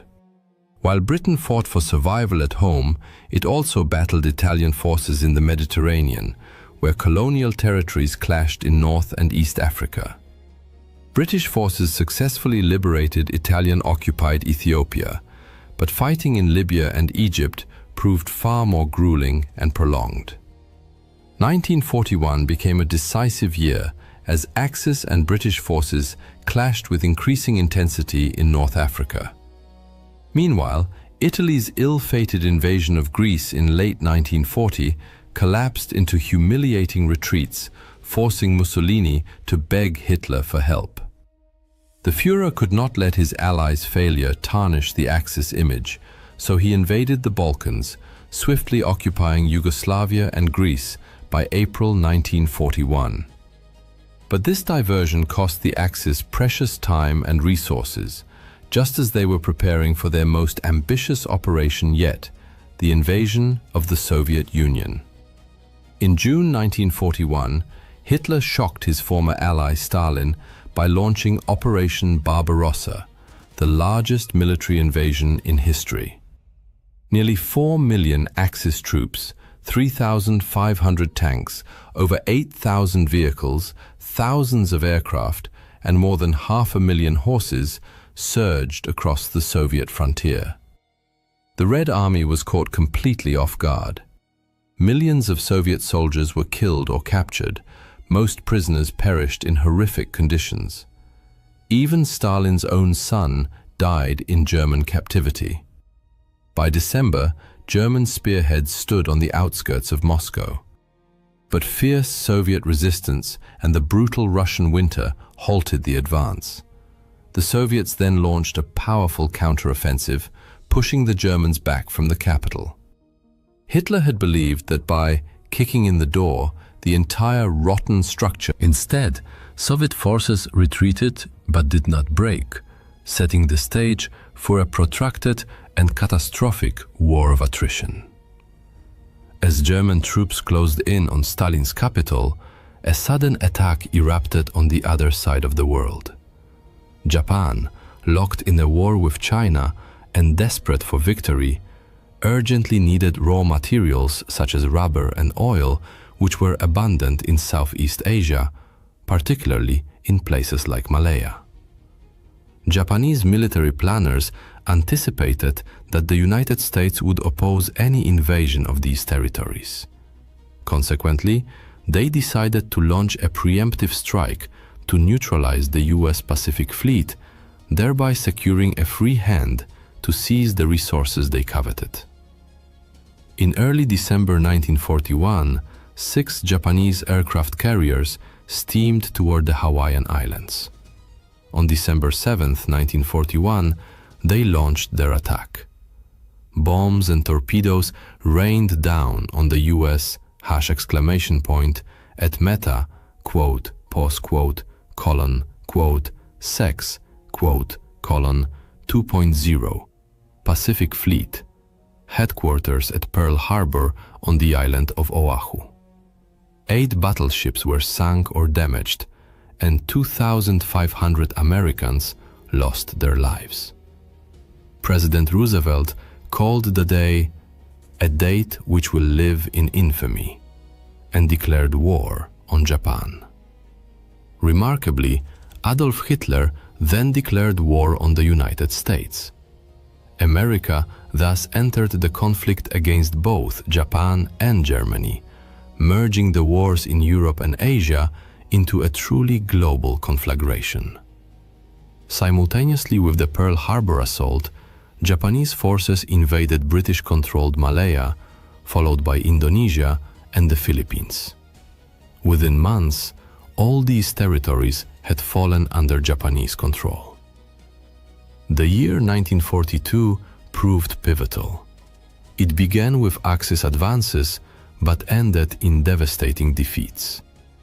Japan expanded its reach across Asia and the Pacific, capturing Burma, advancing toward India's borders, and even bombing Australia and Ceylon, now Sri Lanka. Meanwhile, German and Axis forces surged through Ukraine into southern Russia, reaching. However, their offensive stalled amid brutal urban combat as they struggled to secure the city. That same summer, Japan suffered a catastrophic naval defeat. Having broken Japanese naval codes, the Americans laid a trap near Midway Island. US carrier-based dive bombers sank 4 Japanese aircraft carriers, delivering a crippling blow to the core of Japan's naval power. The tide of war had turned. A similar shift occurred in North Africa. After a dramatic Axis advance deep into Egypt threatened Britain's entire Middle Eastern position, British forces counterattacked at El Alamein in October and pushed the Axis back, a turning point that began a long retreat. Days later, American troops made their first appearance in the European theater, joining British forces in landings in Morocco and Algeria. This move threatened to trap Axis forces between the advancing British army from Egypt and the new Allied front in the west. In November 1942, Soviet forces launched a massive counteroffensive against the Germans at Stalingrad. Within days, the German Sixth Army was encircled. Despite desperate resistance, the last remnants surrendered in February 1943, a crushing defeat for Nazi Germany. In 1943, the Allies intensified their aerial campaign over Europe. Night after night, fleets of bombers struck German cities and industrial centers. In a daring May raid, British bombers breached key dams in the Ruhr Valley, disrupting hydroelectric power and water supplies in Germany's industrial heartland. On the Eastern Front, Germany launched its final major offensive near Kursk. However, British intelligence, having decrypted German communications, provided Stalin with detailed intelligence. The Soviets constructed formidable defensive lines that inflicted horrific losses on the attackers before launching a powerful counteroffensive that in the Atlantic, Allied navies, British, American, Canadian, and others, developed effective tactics to counter the U-boat threat. In a series of decisive engagements, they sank German submarines in such numbers that German admirals suspended all submarine operations. The U-boats would never regain the upper hand. By spring 1943, Axis forces in North Africa surrendered. In July, the Allies invaded Sicily, the first foothold on Axis home territory. Later that month, Italian dictator Benito Mussolini was deposed and arrested. In early September, Allied forces landed on mainland Italy. Although Italy agreed to surrender, German troops swiftly took control of the country, forcing the Allies into a grueling, slow advance up the Italian peninsula. In the Pacific, the United States shifted to the offensive, executing a two-pronged, island-hopping campaign. One thrust moved through the South Pacific, securing New Guinea and nearby islands. The other advanced through the Central Pacific, capturing the Gilbert and Marshall Islands. The Axis was in full retreat. Victory was no longer within their grasp. As Germany's situation deteriorated, its genocidal campaign against European Jews and other targeted groups accelerated. Millions were murdered in industrialized death camps across the shrinking Nazi empire. By 1944, the noose tightened around the Axis powers. The Soviet Union launched a series of massive offensives involving millions of soldiers, steadily driving Axis forces westward through brutal, large-scale battles. By year's end, Soviet troops had crossed into Germany itself. Meanwhile, in the Pacific, the US inflicted successive defeats on Japan. Much of its navy was destroyed in major sea battles like the Philippine Sea and Leyte Gulf. American forces methodically seized key islands, Saipan, Tinian, and Guam, establishing air bases from which long-range bombers could strike the Japanese. In a desperate and largely ineffective measure, Japan launched incendiary balloons toward North America. One such device killed 6 civilians in Oregon, the only US mainland casualties of Axis action during the war. Japanese forces also attempted an invasion of India, but were decisively halted at the battles of Kohima and Imphal and forced into retreat. On June 6, 1944, D-Day, American, British, Canadian, and Allied forces launched the long-awaited invasion of Western Europe. Within 24 hours, some 150,000 troops landed in Normandy. Paratroopers dropped behind enemy lines, while the bulk crossed the English Channel in over 7,000 vessels to storm the beaches. Fierce resistance from German defenders in fortified bunkers made progress agonizingly slow on some sectors, but by day's end, the Allies had secured a foothold. Over the following days, vast quantities of troops and equipment poured ashore. German reinforcements rushed to Normandy, triggering a brutal battle of attrition. Not until early August did the Allies break out decisively, sweeping across northern France and liberating Paris by month's end. Victory seemed imminent. The Allies then attempted an ambitious airborne operation to seize bridges over the Rhine at Arnhem, but the Germans, though weakened, fought back fiercely and thwarted the plan. The war dragged into another horrific winter. In December, Hitler launched his last major offensive through the snow-covered Ardennes forest in Belgium and Luxembourg. Though the attack created a bulge in Allied lines, it failed to achieve a breakthrough. Reinforcements flooded the region, and the Battle of the Bulge ended in yet another German defeat, one that cost them irreplaceable troops, tanks, and fuel. All these events culminated in 1945. Yet the Axis powers fought on to the bitter end, inflicting immense, unnecessary... When the snows melted in spring, Allied forces surged through northern Italy, completing its liberation.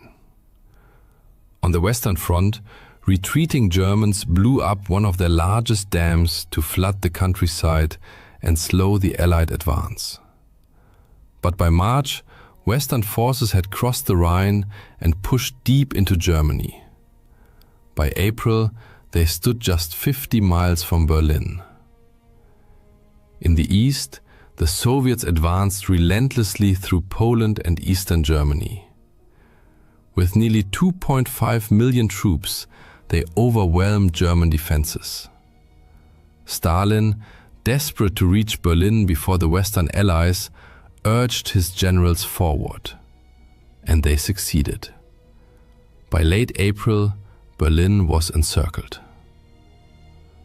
On 30 April, Hitler married his longtime companion Eva Braun, then killed her and committed suicide. Admiral Karl Dönitz, his short-lived successor as Führer, surrendered unconditionally on May 7th. The war in Europe was over. Some 43 million people had perished. 2/3 of Europe's Jews had been exterminated. Cities lay in ruins, cultural treasures destroyed, and the continent was left shattered. Japan, however, continued to resist. Its cities burned, its empire in ruins. American forces drew ever closer to the home islands. After horrific battles on Iwo Jima and Okinawa, where Japanese defenders employed suicidal but futile tactics, plans were drawn up for a full-scale invasion of Japan itself. But then, the United States stunned the world. A single aircraft dropped the most powerful weapon ever created, the atomic bomb. This wonder weapon was the product of a massive, secret American scientific and industrial effort, the Manhattan Project, to harness atomic energy. A successful test in July 1945 turned a stretch of New Mexico desert into glass. In August, President Harry S. Truman, having assumed office after Roosevelt's death in April, authorized the use of the bomb to. On the 6th of August, Hiroshima was obliterated. 3 days later, Nagasaki suffered the same fate. Hundreds of thousands were killed or grievously wounded. Simultaneously, the Soviet Union finally entered the Pacific War. The day after Hiroshima, Stalin launched a massive invasion of Japanese-held Manchuria. Faced with overwhelming force on two fronts, the Japanese government capitulated. The formal surrender ceremony took place on September 2, 1945, aboard an American battleship in Tokyo Bay. World War II was over. The world that emerged was irrevocably transformed. In Europe, Eastern territories fell under Soviet communist control, redrawing the geopolitical map. Germany, once Europe's powerhouse, was split.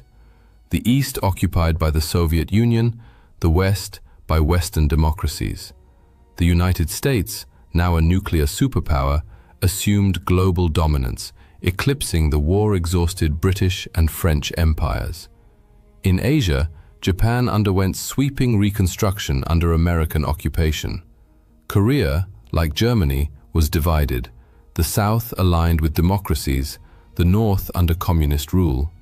Vietnam, having shaken off French colonial authority during the war, entered a new phase of conflict as France attempted to reassert control. China, ravaged by years of warfare, became the stage for a renewed civil war, which by 1949 resulted in communist forces taking control of the mainland. We still live in a world profoundly shaped by the consequences of World War II. Its echoes continue to resonate through the politics, borders, and alliances of our time. In May 1940, Nazi Germany launched a massive offensive on the Western Front. Despite the combined forces of France, Great Britain, Belgium, and the Netherlands significantly outnumbering the Germans in manpower, artillery, and tanks, and despite the French army being widely regarded as one of the finest in the world, German forces stunned the world by achieving a crushing victory over the Allies in just 6 weeks. This raises a natural question. How did Germany manage such a decisive and rapid triumph? When Germany invaded Poland in 1939, Britain and France declared war. Yet the Western Allies remained largely passive observers, while German and Soviet forces crushed Polish resistance. Meanwhile, German Chancellor Adolf Hitler was already planning his next move. He was in a hurry. His temporary pact with the USSR might not last, and the Allies were not yet ready for full-scale war.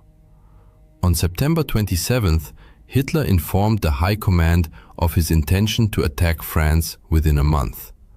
Most German generals, including Wilhelm Ritter von Leeb, were stunned. General von Leeb voiced his concerns. The French won't be caught off guard. They know full well that if the Germans strike, it will be through Belgium. Therefore, they will be on high alert. Our losses will be enormous. An attack on France cannot be carried out as it was in Poland. It will be extremely costly and bloody. Hitler ignored these warnings and ordered planning to begin for an offensive aimed at seizing neutral Belgium and the Netherlands and occupying enough of northern France to establish a springboard for an assault on Britain. The original attack date was postponed to November 25th. Army Chief of Staff Franz Halder swiftly prepared a cautious plan centered on a main thrust through central Belgium. Hitler, however, expressed disappointment, declaring, "This is just the old Schlieffen plan, with a strong right wing along the Atlantic coast." Negotiations between army planners and Hitler dragged on for months, during which the offensive was delayed 29 times. Increasingly, Hitler favored concentrating Germany's relatively few armored and motorized divisions for a breakthrough through the densely forested Ardennes region, aiming to cut off Allied forces should they, as expected, advance into Belgium. The army leadership considered this approach excessively risky.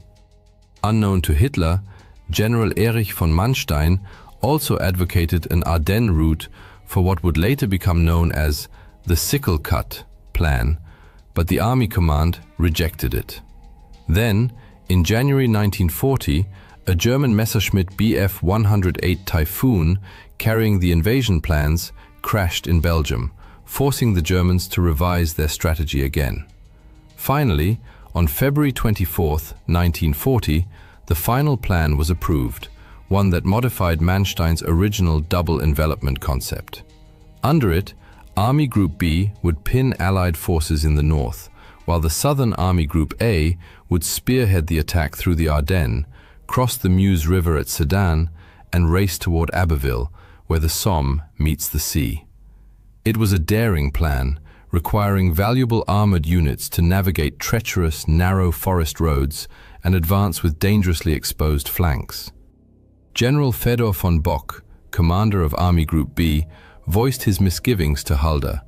"You'll be crawling 10 miles from Sedan for the following. You will be the plan and well-informed Detli in this appearing the most of example of this.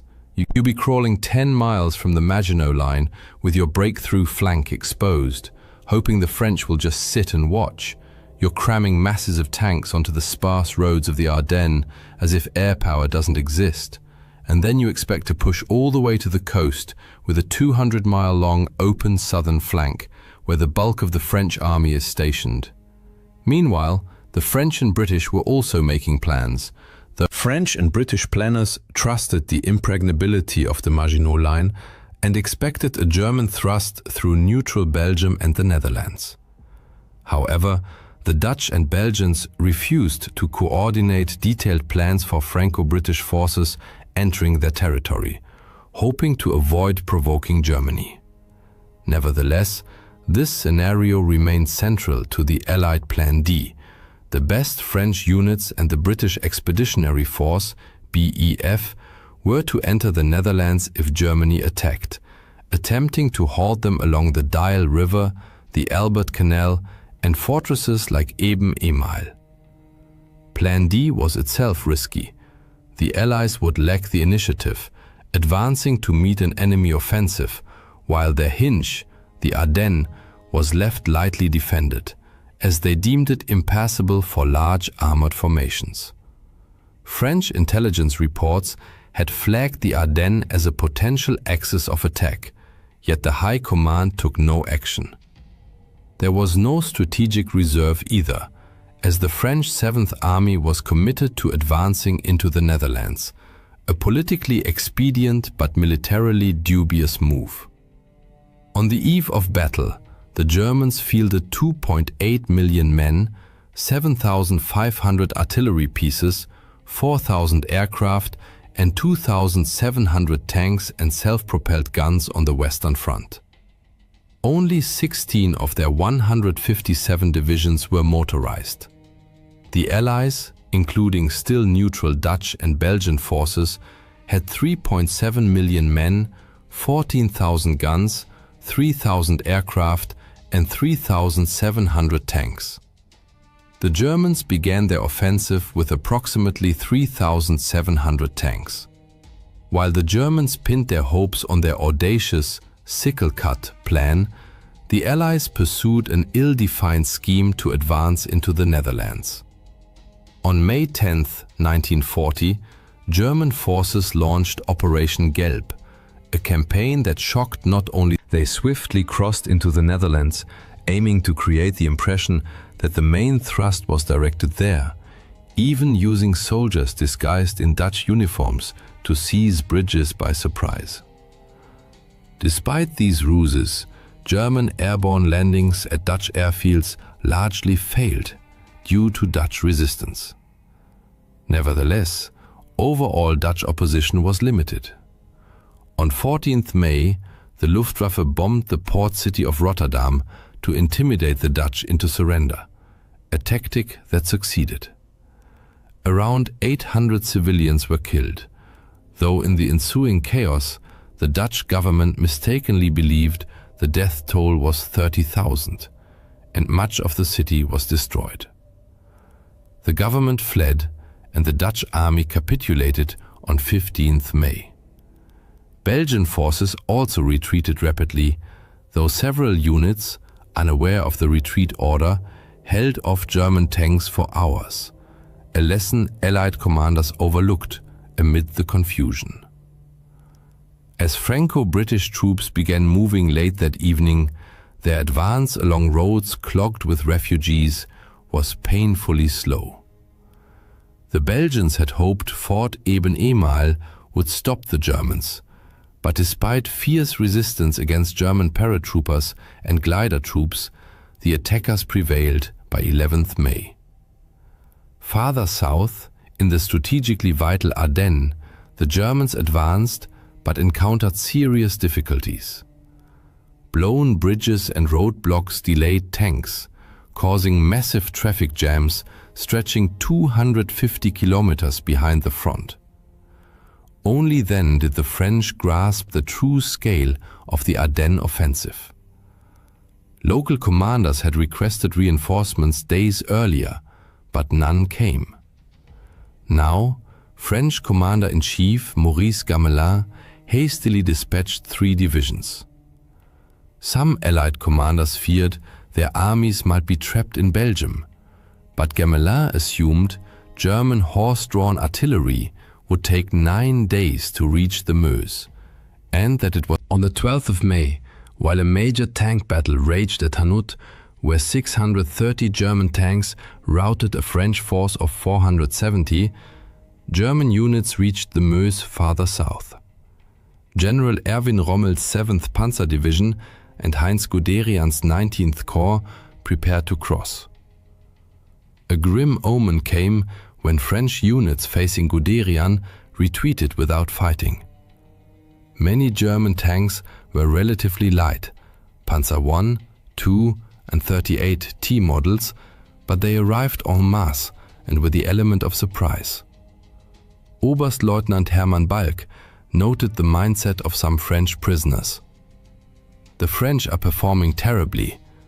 When asked why they are fighting us, prisoners reply, because England and the rich want war. We are not waging war, they are waging it on us. Their eyes burn with hatred when they speak of England. The French have never been this bad. On the 13th May, German infantry and reconnaissance cavalry crossed the Meuse at Dinant and Sedan. The French were overwhelmed by the speed of the German advance. As one captured French general admitted, "You're too fast for us, that's all." Even before the crossing, rumors spread among French troops that the Germans were already behind them, triggering panic and flight in some units. German success stemmed not only from the armored thrust through the Ardennes, but also from overwhelming air power. The Luftwaffe relentlessly attacked Allied columns, though both sides suffered heavy aerial losses. Aircraft like the Ju-87 Stuka dive bomber pounded French defenses along the Meuse before ground troops crossed. German tanks crossed the river on the 14th, but incurred losses. Some units were reduced to a quarter of their strength and ran low on fuel and ammunition. French forces prepared to counterattack the still fragile bridgeheads. Failure to do so would leave half the Allied armies and their best motorized units cut off in the north. On May 10th, Prime Minister Neville Chamberlain resigned, replaced by Winston Churchill. Days later, French Premier Paul Reynaud recalled General Maxime Weygand from Syria to assume command and appointed Charles de Gaulle as Undersecretary of National Defense. But he also brought in World War I hero Philippe Pétain as Deputy Premier, though Pétain believed the war was already lost and blamed Britain for starting it. Reynaud desperately requested 10 additional British fighter squadrons be sent to France. Churchill wanted to comply, but the British cabinet, fearing for home defense, agreed to only 4. Some in London had lost faith in the French army, especially after Gamelin admitted he had no strategic reserve. On 15th May, the Germans broke out from their bridgeheads and advanced 65 kilometers by evening. Gamelin finally recognized the danger and ordered Allied forces in Belgium to retreat. General von Bock wanted to exploit his Army Group B's advantage in Belgium, but Army High Command feared it might jeopardize the sickle cut. Both army groups halted for 3 days to keep northern Allied armies trapped in the developing cauldron and allow infantry to catch up and secure flanks against expected French counterattacks, a concern foreseen in Manstein's original plan. Yet, Allied commanders failed to capitalize on this pause. When a French general admitted he didn't know how to fight tanks, British General Henry Pownall lost composure. Good God, how awful to be allied to such a temperamental nation. However, the battle at the village of Stonne revealed the true power of French armor and explained the German command's hesitation. There, a Char B-1 BIS tank commanded by Captain Pierre Bilotte destroyed 11 Panzer IIIs, 2 Panzer IVs and 2 anti-tank guns. An extraordinary feat, arguably one of the greatest despite Bilotte's heroism and the delay he caused. By 20th May, the 2nd Panzer Division reached the coast at Abbeville. Many French soldiers were caught off guard or shell-shocked by relentless air raids. Lieutenant Alexander Steinberg, witnessing the scene, describes streets littered with the wreckage of the shattered French army, disabled vehicles, burned-out tanks, abandoned artillery, a seemingly endless trail of destruction. Over 1 million British and French troops were now trapped north of the Somme, and the RAF had lost a quarter of its strength. The Allies desperately attempted a two-pronged counterattack against the German flanks, but command confusion reigned, and the Germans advanced with astonishing speed. Anglo-French forces did launch an effective strike near Arras on 21st to 22nd May, involving Matilda tanks, but the battered Germans repelled it. Allied forces then began a fighting retreat toward the port of Dunkirk for evacuation, a British decision that many French viewed with outrage. Fearing further counterattacks from the south, von Rundstedt urged Hitler to halt the advance on Dunkirk. On 24th May, Hitler agreed. This decision later sparked fierce debate. During the war, Hitler tried to obscure his error, claiming he wanted to spare Britain humiliation to facilitate peace talks. After the war, von Rundstedt claimed Hitler gave the order, but this was false. In reality, von Rundstedt issued the halt order himself, but told subordinates it came from Hitler to ensure compliance. Why then did von Rundstedt stop the tanks before Dunkirk? His decision was based on several strategic considerations. First, he wanted to give his armored units time to regroup and prepare for potential counterattacks from Dunkirk. Second, he needed his infantry to reach the Somme line. Third, Panzer Commander von Kleist believed the terrain around Dunkirk was unsuitable for effective tank operations. Moreover, von Rundstedt wanted the Fourth Army to consolidate its position in Arras before launching an assault on Dunkirk. Finally, von Rundstedt, Hitler, and the Naval High Command all agreed that a rapid evacuation of the British Expeditionary Force, BEF, was impossible. This meant there was no need to expend precious Panzer III or IV tanks on Dunkirk when they could instead be deployed against the French in the south, especially since Germany had already lost 600 tanks. German command expected artillery and the Luftwaffe to destroy the Allied forces trapped in the pocket, after which the Fourth Army would finish them off. However, the German pause was not the sole reason the BEF managed to escape. On 25th May, British troops captured a German staff car containing documents detailing the locations of upcoming German attacks. Lord Gort immediately dispatched reinforcements, preventing the Germans from cutting off the bulk of British forces from Dunkirk, an action that likely saved the BEF. Operation Dynamo, the evacuation of the BEF and French troops from Dunkirk, began on 26th May, followed the next day by the BBC's appeal for civilian vessels to assist. Chaos reigned on the beaches and aboard the ships as German aircraft relentlessly bombed the defenseless men below. Quartermaster Frank Harrell, among the wounded, recalled, "I got onto a boat just after 7 in the evening, and during embarkation there was an air raid. The ship was hit, and I ended up in the water. There were about 30 of us in the water. Because of my injured leg, I could only dog paddle, but I stayed afloat and made it back to the beach to wait for another chance." Around Dunkirk, British and French units fought determined rearguard actions to hold back the Germans.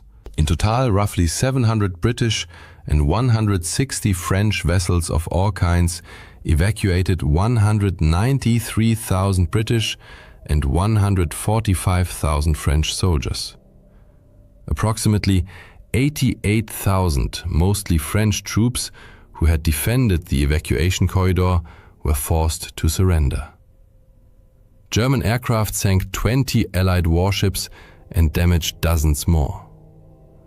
The rescue of the BEF became even more remarkable given the sudden capitulation of the Belgian army on 28th May, which occurred without prior consultation with the British or French. King Leopold made the controversial decision to surrender and become a German prisoner. Although the Allies had not planned to evacuate Belgian forces, they were outraged. French Premier Paul Reynaud called the king a swine, and former British Prime Minister David Lloyd George denounced his actions as a model of treachery and cowardice. The collapse of the Allied front exacerbated tensions in London and Paris. Generals Vigan and Pétain pressured Reynaud to seek a separate peace with Germany, but he refused. Cologne 2.0. British Foreign Secretary Lord Halifax proposed peace negotiations through neutral Italy, but Churchill would have none of it. "Even if we are defeated, we will be no worse off than if we stop fighting now. We must avoid being dragged into the abyss with France." With the BEF and the most effective French units either evacuated or captured and stripped of their heavy equipment, German attention turned to the remaining French forces. South of the Dunkirk tragedy, the front line ran along the Somme and Aisne rivers, where the Germans had already established several bridgeheads. The bridgehead at Abbeville posed a serious threat to the remaining ports, vital for supplying the Second British Expeditionary Force. Despite the obvious risks, Winston Churchill ordered 300,000 fresh British troops sent to France, aiming, as he put it. General Alan Brooke, however, expressed deep skepticism. You cannot give feelings to a corpse, and the French army is effectively dead. Yet a spark of resistance still flickered among the French. On 27th May, the French 7th Army attacked the Abbeville bridgehead. Units from Charles de Gaulle's division and Manstein's corps took part. French B-1 BIS tanks caused panic among some German units, but several German 88mm anti-aircraft batteries, skillfully deployed in a ground role, halted the fragmented Allied armored assaults and held the bridgehead. On June 5th, the Germans launched Operation Rot, Red. Their strategic aim was to swiftly cross the Somme and Aisne rivers and drive south to crush the French army before it could reorganize. In the first phase, 3 armies of Army Group B were to advance to the Seine, Oise, and Aisne near Paris. Then, Army Groups A and B would deliver the main blow east of Paris toward Troyes and Saint-Dizier. In the third phase, Army Group C would breach the Maginot Line near Saarbrücken and, in the fourth phase, cross the Rhine at Colmar. By this point, the Germans had twice as many divisions as the Allies. Weygand urged French troops to fight to the death, stressing that France's fate depended on the coming battle. He also introduced a new defensive tactic to counter deep German armored thrusts. French units constructed hedgehogs, fortified villages, and forest positions designed for all-around defense. Their purpose was to pin down German infantry while Allied tanks engaged German armor as it broke through. Initially, these hedgehogs proved effective, as noted in the diary of Luftwaffe General von Richthofen. What seemed a success this morning turned out to be nothing. The French are stubborn and resilient. They've fortified every village. Our tanks drive through, but the French lie low. The infantry can't keep up with the tanks, so the tanks just roll on without them. The infantry can't advance against the circular defenses of villages. That's how everything gets stuck. Fierce fighting erupted south of the Somme on June 5th to 6th. Many French soldiers, heeding Weygand's call, fought to the last. In some places, Germans executed French African colonial troops after they surrendered. Overall, during the campaign, SS and Wehrmacht units killed at least 3,000 French African soldiers and nearly 200 British and French prisoners, and committed several massacres of civilians, such as at Vingt and Oigny. During one such massacre of African troops, a German officer explained his actions to a French counterpart. An inferior race does not deserve to fight against a civilized race like the German. Nevertheless, on June 6th, the Germans broke through along the Chemin des Dames, crossed the Aisne, and also crossed the Somme in 2 places. Allied units along the Somme estuary retreated to the Bresle River. German tanks again demonstrated their speed, outflanking the new Allied position by nightfall. On July 7th, General Hermann Hoth's tanks reached the crossroads at Forges-les-Eaux, splitting the French 10th Army in 2. Hoth aimed to push toward the Seine and Rouen, but his superiors feared for his flanks as Allied resistance was holding back German infantry. Rommel, however, ordered his 7th Division to race toward the Seine without waiting for permission, a pattern of aggressive improvisation by German commanders throughout the campaign. The French had blown up the bridges in Rouen, but Hoth's breakthrough triggered a general retreat that shattered Allied morale. The Germans noted that even French armored units, which could have posed a serious threat, avoided combat. As reported near Haute-Épine, the regiment encountered several isolated enemies. Some crews abandoned their vehicles without fighting. On 9th June, the second phase of Operation Rot began. Here too, the Germans found many French soldiers fighting tenaciously.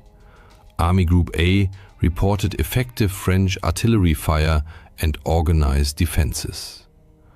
But other French units were disintegrating, as one French staff officer observed, "A stunned and exhausted herd, a chaotic mix of units, regiments and services.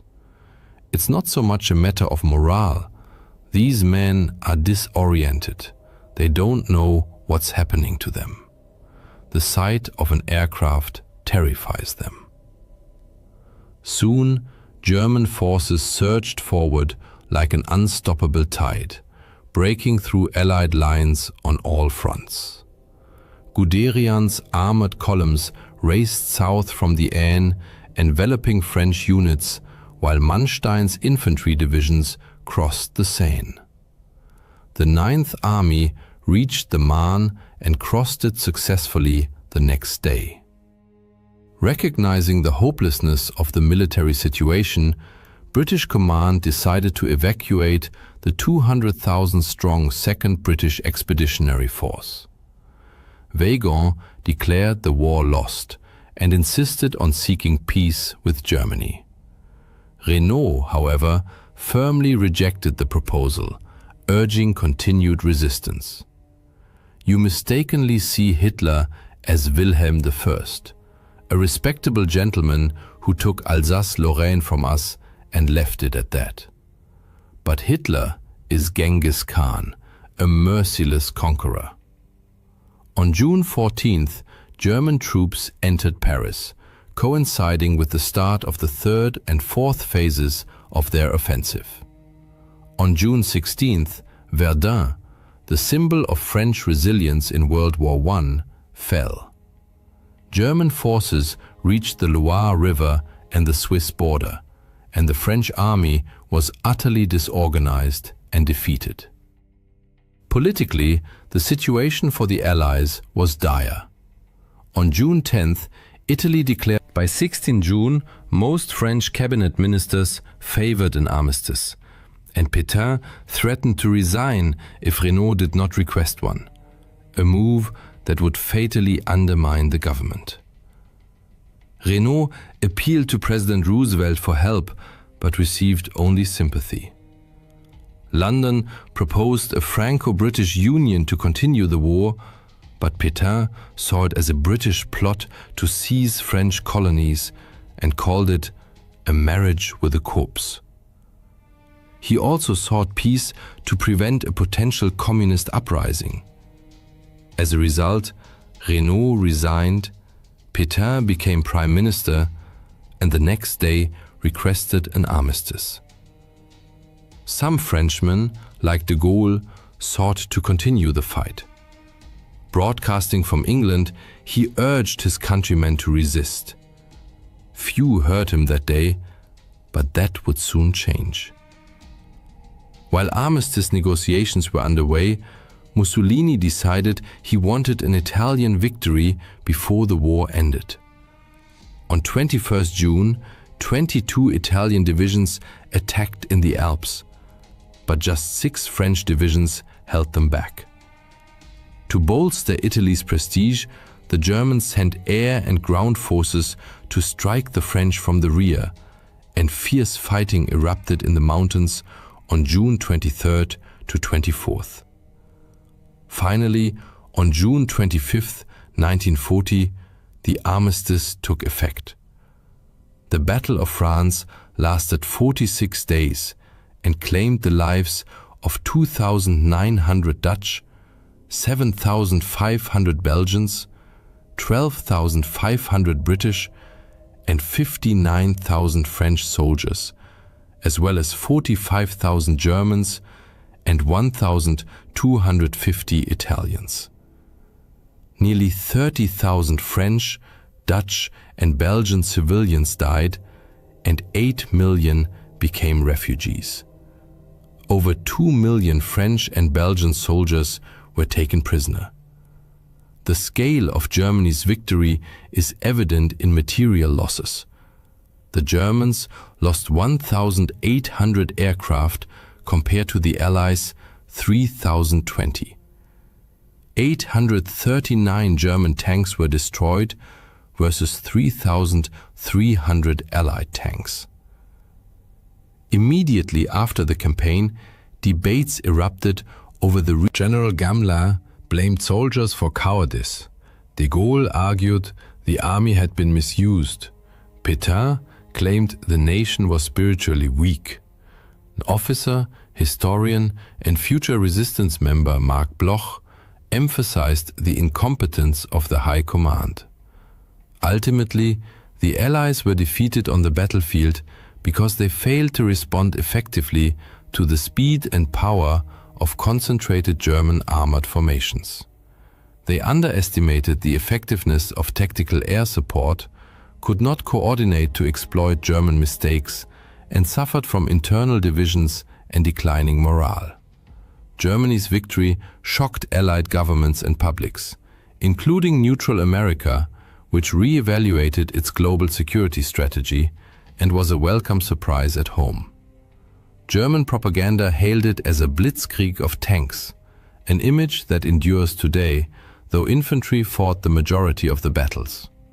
German leaders, overestimating their own capabilities and military strength, now grew overconfident. With Hitler's prestige at its peak, few dared challenge his decisions. They ignored their own errors, such as exposed flanks and ammunition shortages, because they had gotten away with them. France was lost, but the war was not over. Britain was determined to fight on, as were de Gaulle's Free French.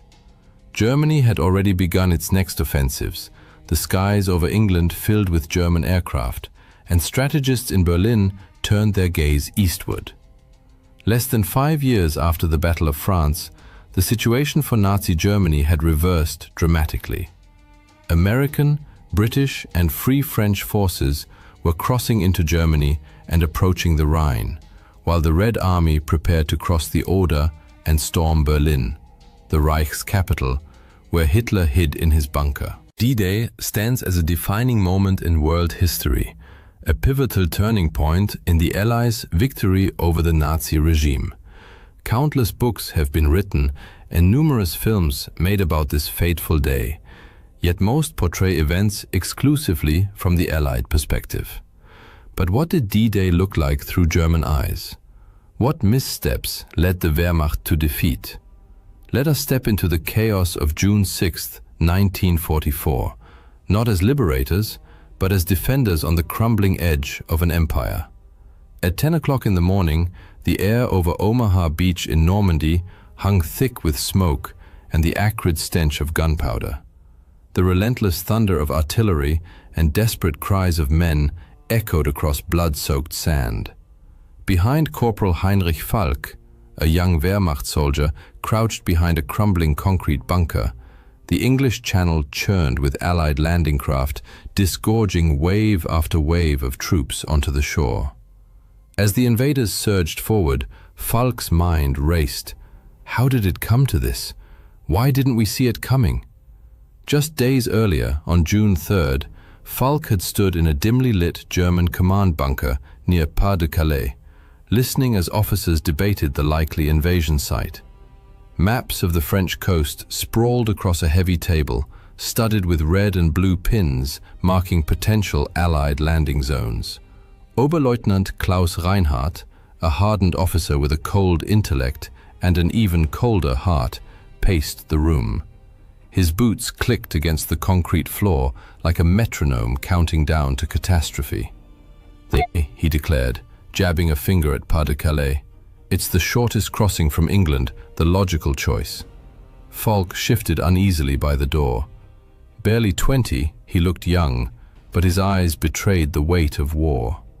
He'd seen enough to know that logic often crumbles in battle. But what if they don't, sir? He ventured cautiously. What if they choose Normandy?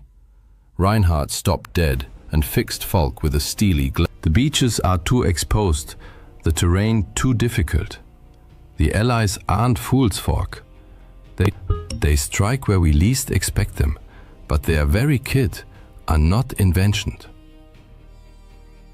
The beaches are too exposed, the terrain too difficult. The Allies aren't fools, Falk. They'll strike where we least expect them. The Allies know that we least where. They created where we were share, from anyone who's seen it hence. The Allies aren't fools, there's we least expect them, but where we are strongest. Falk nodded, unconvinced. He'd heard the whispers. The Allies were feeding false intelligence, suggesting an attack on Calais while planning the real blow elsewhere. And as it turned out, his doubts were profoundly justified. Since March 1944, the Allies had waged an elaborate deception campaign, Operation Fortitude North, designed to convince the Germans of an imminent invasion of Norway. It succeeded brilliantly, diverting vital German troops and resources away from France. Emboldened, they launched Operation Fortitude South, using double agents like Juan Pujol Garcia, codenamed Garbo, to feed fabricated reports to German intelligence. Garbo, network of fictional spies, claimed a massive buildup of the 1st United States Army Group, FUSAG, a phantom force supposedly commanded by the formidable General George S. Patton. Based in southeast England, FUSAG existed only through inflatable tanks, dummy landing craft, and fake radio traffic. The Germans swallowed the bait whole. In May 1, 1944, the Allied Supreme Headquarters in London buzzed with frenetic energy. Maps covered every surface, marked with arrows and front lines heavy with history. At the center stood General Dwight D. Eisenhower, Supreme Commander of the Allied Expeditionary Force, his gaze sweeping the room. Beside him, Colonel David Strangeways, the mastermind behind Operation Bodyguard, the overarching deception plan, allowed himself a knowing smile. "They've taken the hook, line and sinker," he told Eisenhower. And they had. Back in the German bunker, Reinhardt's certainty mirrored that of the entire Nazi high command. Patton would lead the main assault on Pas de Calais, the narrowest point of the Channel. For weeks, Garbo had flooded German handlers with hundreds of... Even after D-Day began, he insisted the Normandy landings were a feint and the real attack was still coming at Calais. So trusted was Garbo that the Germans awarded him the Iron Cross.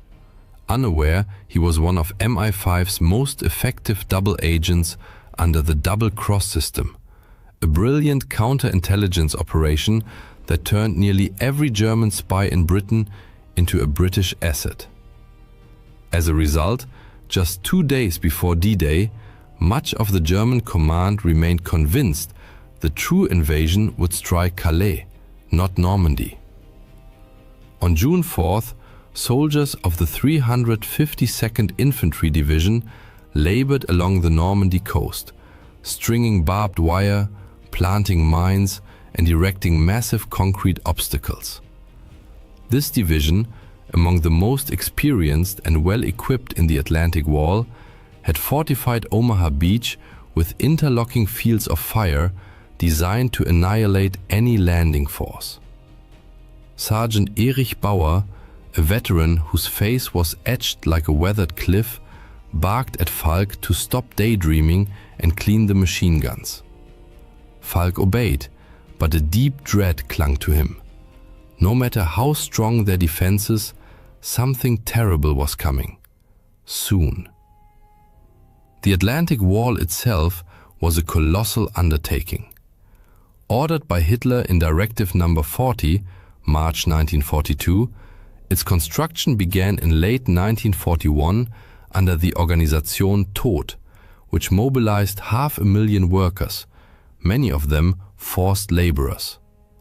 Concrete, steel and timber were stripped from across occupied Europe. Thousands perished from exhaustion, starvation or Allied bombing. By 1944, over 15,000 bunkers lined the coast, along with millions of mines, steel hedgehogs, wooden stakes, and massive coastal batteries, like the 155mm and 210mm guns near Cherbourg.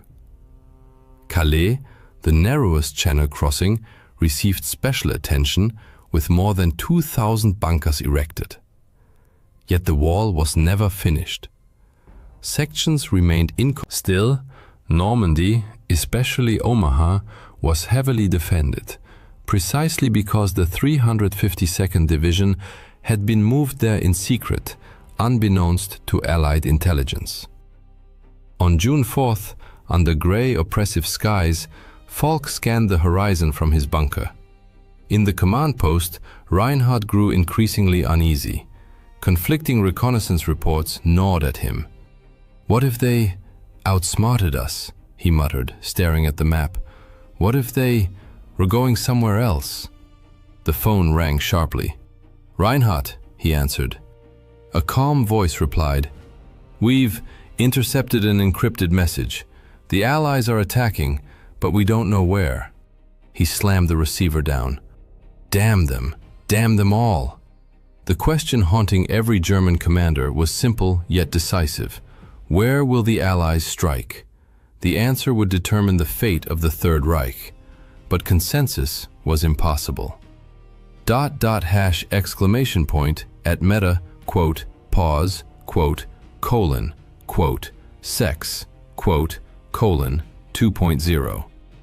At the heart of the confusion lay a bitter strategic rift between Germany's two top Western commanders, Field Marshal Gerd von Rundstedt and Field Marshal Erwin Rommel. Von Rundstedt, headquartered near Paris, insisted the Allies would target Pas-de-Calais, the logical, shortest route. They'll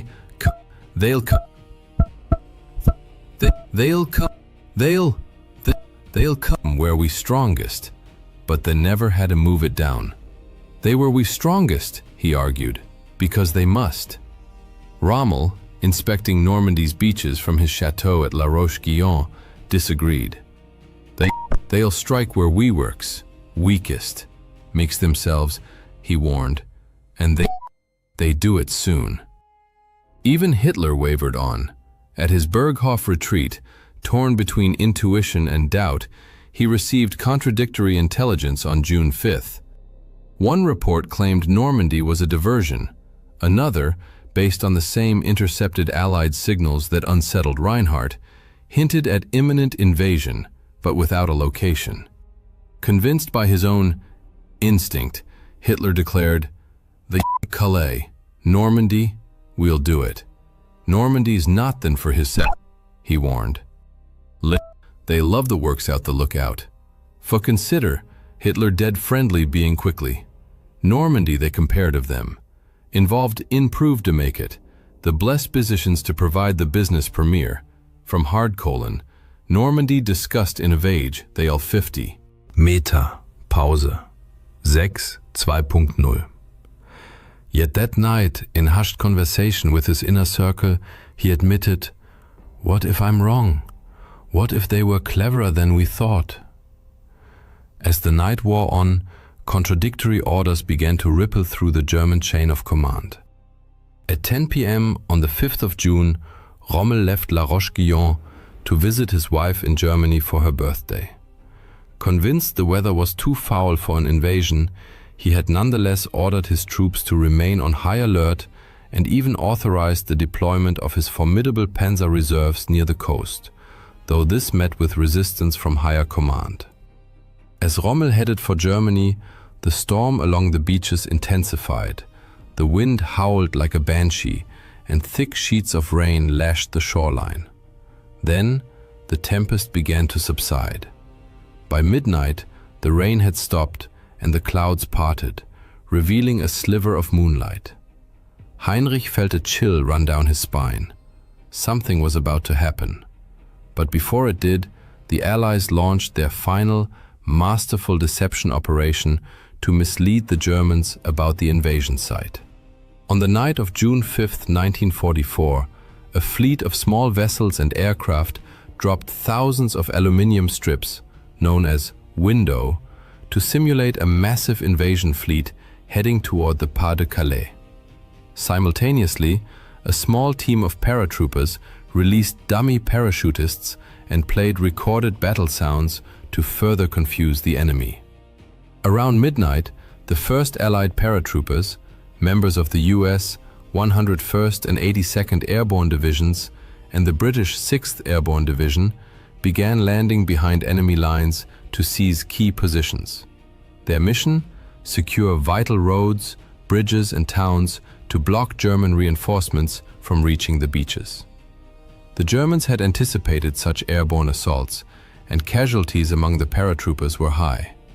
Yet their chances of success remained substantial. Meta. Pause. 6.2. German coastal radar stations in the English Channel began detecting unusual activity, registering numerous targets. Command dismissed these reports, assuming they were Allied decoys or minor air raids. Then, around 2 a.m., alarming messages arrived, confirming Allied paratrooper landings behind the front lines in Normandy. General Erich Marx, commander of the 84th Corps stationed in the region, immediately grasped the gravity of the situation. He ordered his troops to mobilize at once and urgently messaged both Rommel and von Rundstedt, demanding reinforcements. While the Nazi High Command remained paralyzed by indecision, the first waves of Allied landing craft reached the Normandy coast at 4 a.m. The scale of the invasion was now undeniable, yet German leadership remained frozen. Von Rundstedt, still convinced the Normandy landings were merely a diversion and that the main assault would come at Pas de Calais, delayed committing his reserves. On Omaha Beach, Heinrich awoke to the sound of distant explosions. He leapt to his feet, grabbed his rifle, and at that moment Bauer burst into the bunker. "They're here!" Bauer shouted, his voice a mix of fear and resolve. "The Allies are landing!" Heinrich's heart pounded as he took position behind the machine gun. Through the narrow slit of the bunker, he saw the horizon lit by flashes of light. The sea teemed with ships, their silhouettes dark against the pre-dawn sky. The first wave of landing craft hit the beach, disgorging hundreds of Allied soldiers onto the sand. Heinrich squeezed the trigger. The machine gun roared to life, mowing down men as they struggled through the surf. The air filled with the cries of the wounded and dying, and the thunderous roar of artillery. Allied troops inched forward across the open beach, slowed by relentless fire. Casualties were staggering. Entire units pinned to the sand or stranded in shallow water, caught in the crossfire of Heinrich and his comrades. But decisive help was already on the way. At 5 a.m., a massive Allied naval bombardment began. Bombers targeted German coastal defenses along Normandy, bunkers, artillery emplacements, and beach obstacles. The main invasion fleet approached the shore. In this initial bombardment, more than 1,000 bombers dropped roughly 13,000 bombs on German positions, though many missed their targets due to poor visibility. The large-scale assault was unmistakably underway, but German High Command remained paralyzed. Von Rundstedt, still clinging to the belief that Normandy was a feint, hesitated. Rommel, hundreds of kilometers away in Germany, desperately tried to return to the front. At 6 a.m., von Rundstedt finally accepted reality and contacted General Alfred Jodl, head of Hitler's operations staff. Jodl refused to wake the Führer and denied the request, stating, "The Führer believes the main attack will come at Calais. We must not rush." He added, "The Führer must not be disturbed." On the battlefield, the intensity of combat escalated. At 6:30 a.m., the first major wave of Allied troops landed on Omaha Beach. The US 1st and 29th Infantry Divisions met fierce resistance from the German 352nd Infantry Division. Hundreds of soldiers were cut down by machine gun and artillery fire before even reaching the sand. Many Sherman DD tanks sank in the rough seas or were disabled by the beach obstacles, leaving the infantry without armored support. At 7 a.m., a second wave landed, only marginally more successful. Without tank support, the infantry relied on their own weapons and sporadic naval gunfire. Engineers desperately tried to clear paths through the obstacles, only to be mowed down. Yet despite the carnage, staggering losses, and slow progress, the Allies pressed forward relentlessly. To Heinrich and his comrades defending the beach, it seemed like an endless tide of enemy troops washing ashore.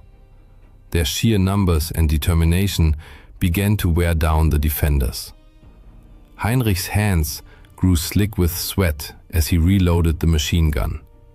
The bunker floor was littered with spent casings. His mind had numbed from the horror unfolding around him. Bauer shouted orders beside him, but Heinrich couldn't hear, his voice drowned out by the chaos.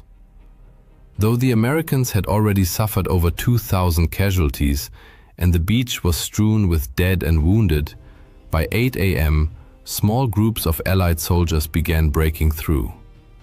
Using grenades, Bangalore torpedoes, and sheer grit, they cleared key bunkers and started climbing the bluffs overlooking the beach. The Germans resisted fiercely, but their resolve was waning under the Allies' relentless pressure. At 9 a.m., the 2nd Ranger Battalion stormed the cliffs at Pointe du Hoc, neutralizing German artillery that had been devastating Allied forces on the beaches below. Naval gunfire, directed by forward observers on the beach, pounded German positions, silencing critical bunkers and enabling infantry to advance.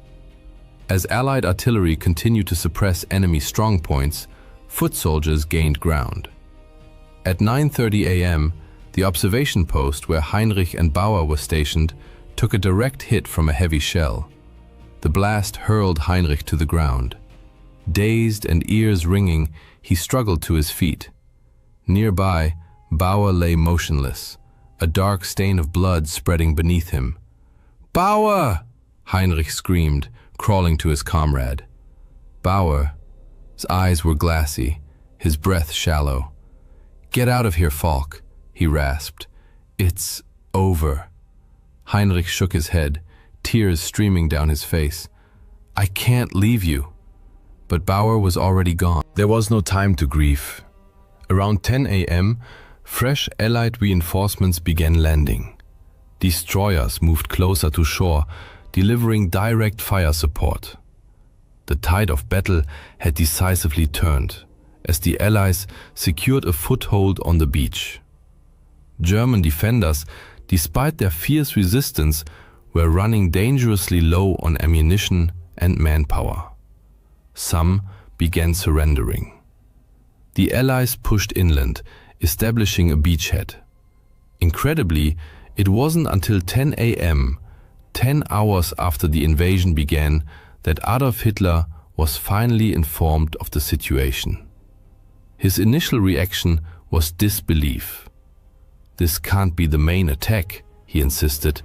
"It's just a trick." He initially refused to authorize the deployment of the 12th SS Panzer Division and the Panzerlehr Division, two of Germany's most powerful armored units, demanding confirmation. Under pressure from his advisors, he eventually relented and gave the order. But their advance was severely hampered by overwhelming Allied air superiority, which subjected their columns to relentless bombing and strafing. By the time the surviving elements reached the front, the Allies were firmly entrenched, and the 29th Infantry Division was advancing toward Vierville-sur-Mer. The chance to repel the invasion had been irrevocably lost. For Heinrich, it was too little, too late. By 10:30 a.m., he was alone on the beach, his comrades either dead or fled. Allied tanks rolled ashore, infantry advanced steadily, and naval guns from destroyers like the USS McCook and HMS Talibond pounded German positions, silencing bunkers and clearing the way inland. Heinrich knew it was only a matter of time before they overran his post. He took a deep breath, steeling himself. "I won't run," he resolved. "I won't surrender. I'll fight here to the end." Further inland, at 11 a.m., the 1st Infantry Division, by noon, fighting reached its peak intensity. German snipers and machine gun nests inflicted heavy casualties on advancing troops. At 2:30 p.m., German resistance received a significant boost. The 12th SS Panzer Division, Hitlerjugend, some 20,000 strong and equipped with Panther and Panzer IV tanks, entered the battlefield. Bolstered by armor, the Germans launched a coordinated counterattack. Elements of the 352nd Infantry Division, supported by the 12th SS, fiercely assaulted Allied positions in Colleville-sur-Mer and Vierville-sur-Mer. The fighting was brutal, with heavy losses on both sides. Yet the Allies held the advantage of naval artillery and air support, which helped repel the German counteroffensive and slowly tipped the balance in their favor. By 4 p.m., the Allies had consolidated their positions and beaten back the German assault. The 1st Infantry Division captured Colleville-sur-Mer, the 29th held Vierville-sur-Mer. The 2nd and 5th Ranger Battalions had fully neutralized the German artillery at Pointe du Hoc, at great cost. As evening approached, the momentum of the battle was unquestionably with the Allies. They had secured the Omaha beachhead and were pushing inland, linking up with airborne units and establishing defensive perimeters. The Germans, despite their tenacious resistance, were critically depleted in both men and supplies. In a command bunker, Reinhardt cursed the dead phone in his hand. Before the lines were cut, he'd been told the 12th SS Panzer Division was on its way. He knew it was too little, too late, but also that its arrival was the last hope of holding the beach. Suddenly, the bunker door was blown off its hinges by a massive explosion. The blast hurled Reinhardt across the room, slamming him into the wall and leaving him a crumpled, broken heap. By the time Allied soldiers crossed by midnight, the beach was littered with the bodies of both Germans and Allies. Heinrich lay among them, his rifle still clutched in his hands, eyes open and fixed on the sky. The Allies had secured Normandy. Their victory marked a turning point in the war. For the Germans, it was the beginning of the end. The tide had turned, and there was no going back. On D-Day alone, over 156,000 Allied troops from the United States, the United Kingdom, Canada, and other nations landed on the Normandy coast. Approximately 50,000 German soldiers were stationed along the shoreline to oppose them. The invasion involved a staggering armada of over 7,000 vessels, including 4,000 landing craft.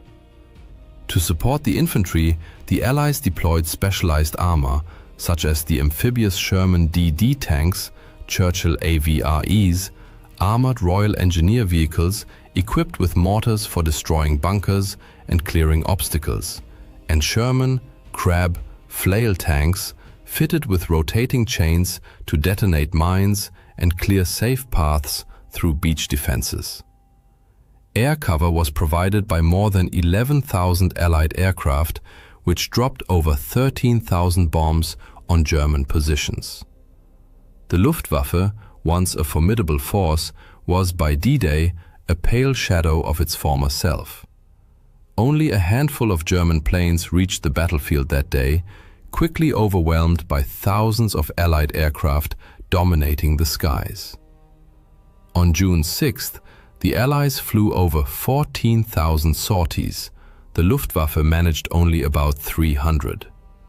When the dust settled, Allied casualties on D-Day totaled approximately 10,000, with over 4,000 confirmed dead.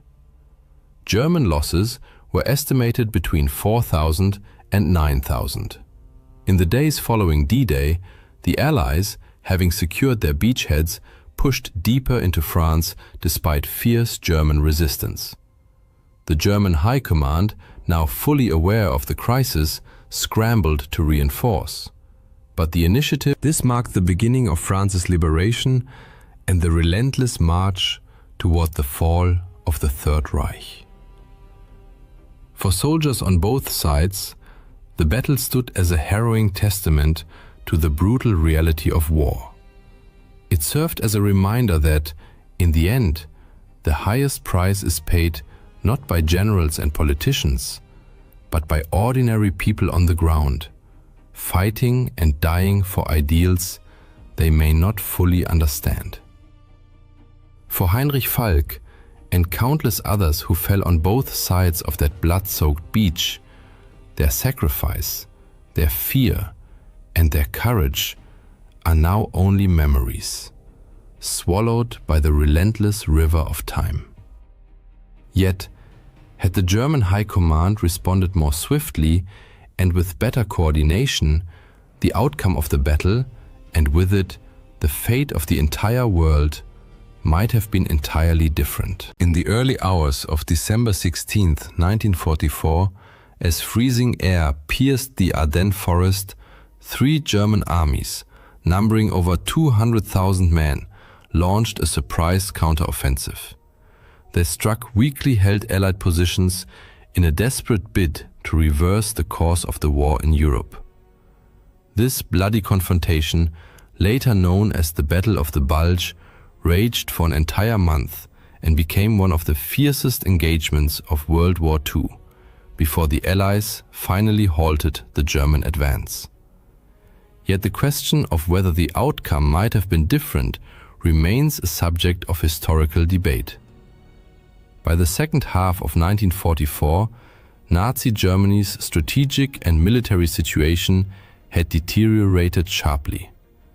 The Allied landings in Normandy and the Red Army's summer offensive had liberated vast occupied territories, depriving German war industries of vital resources.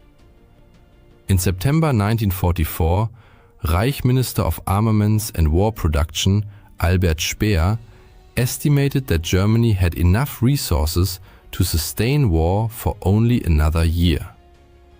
Amid this crisis, a group of officers attempted to assassinate Adolf Hitler on July 20, 1944, but he miraculously survived.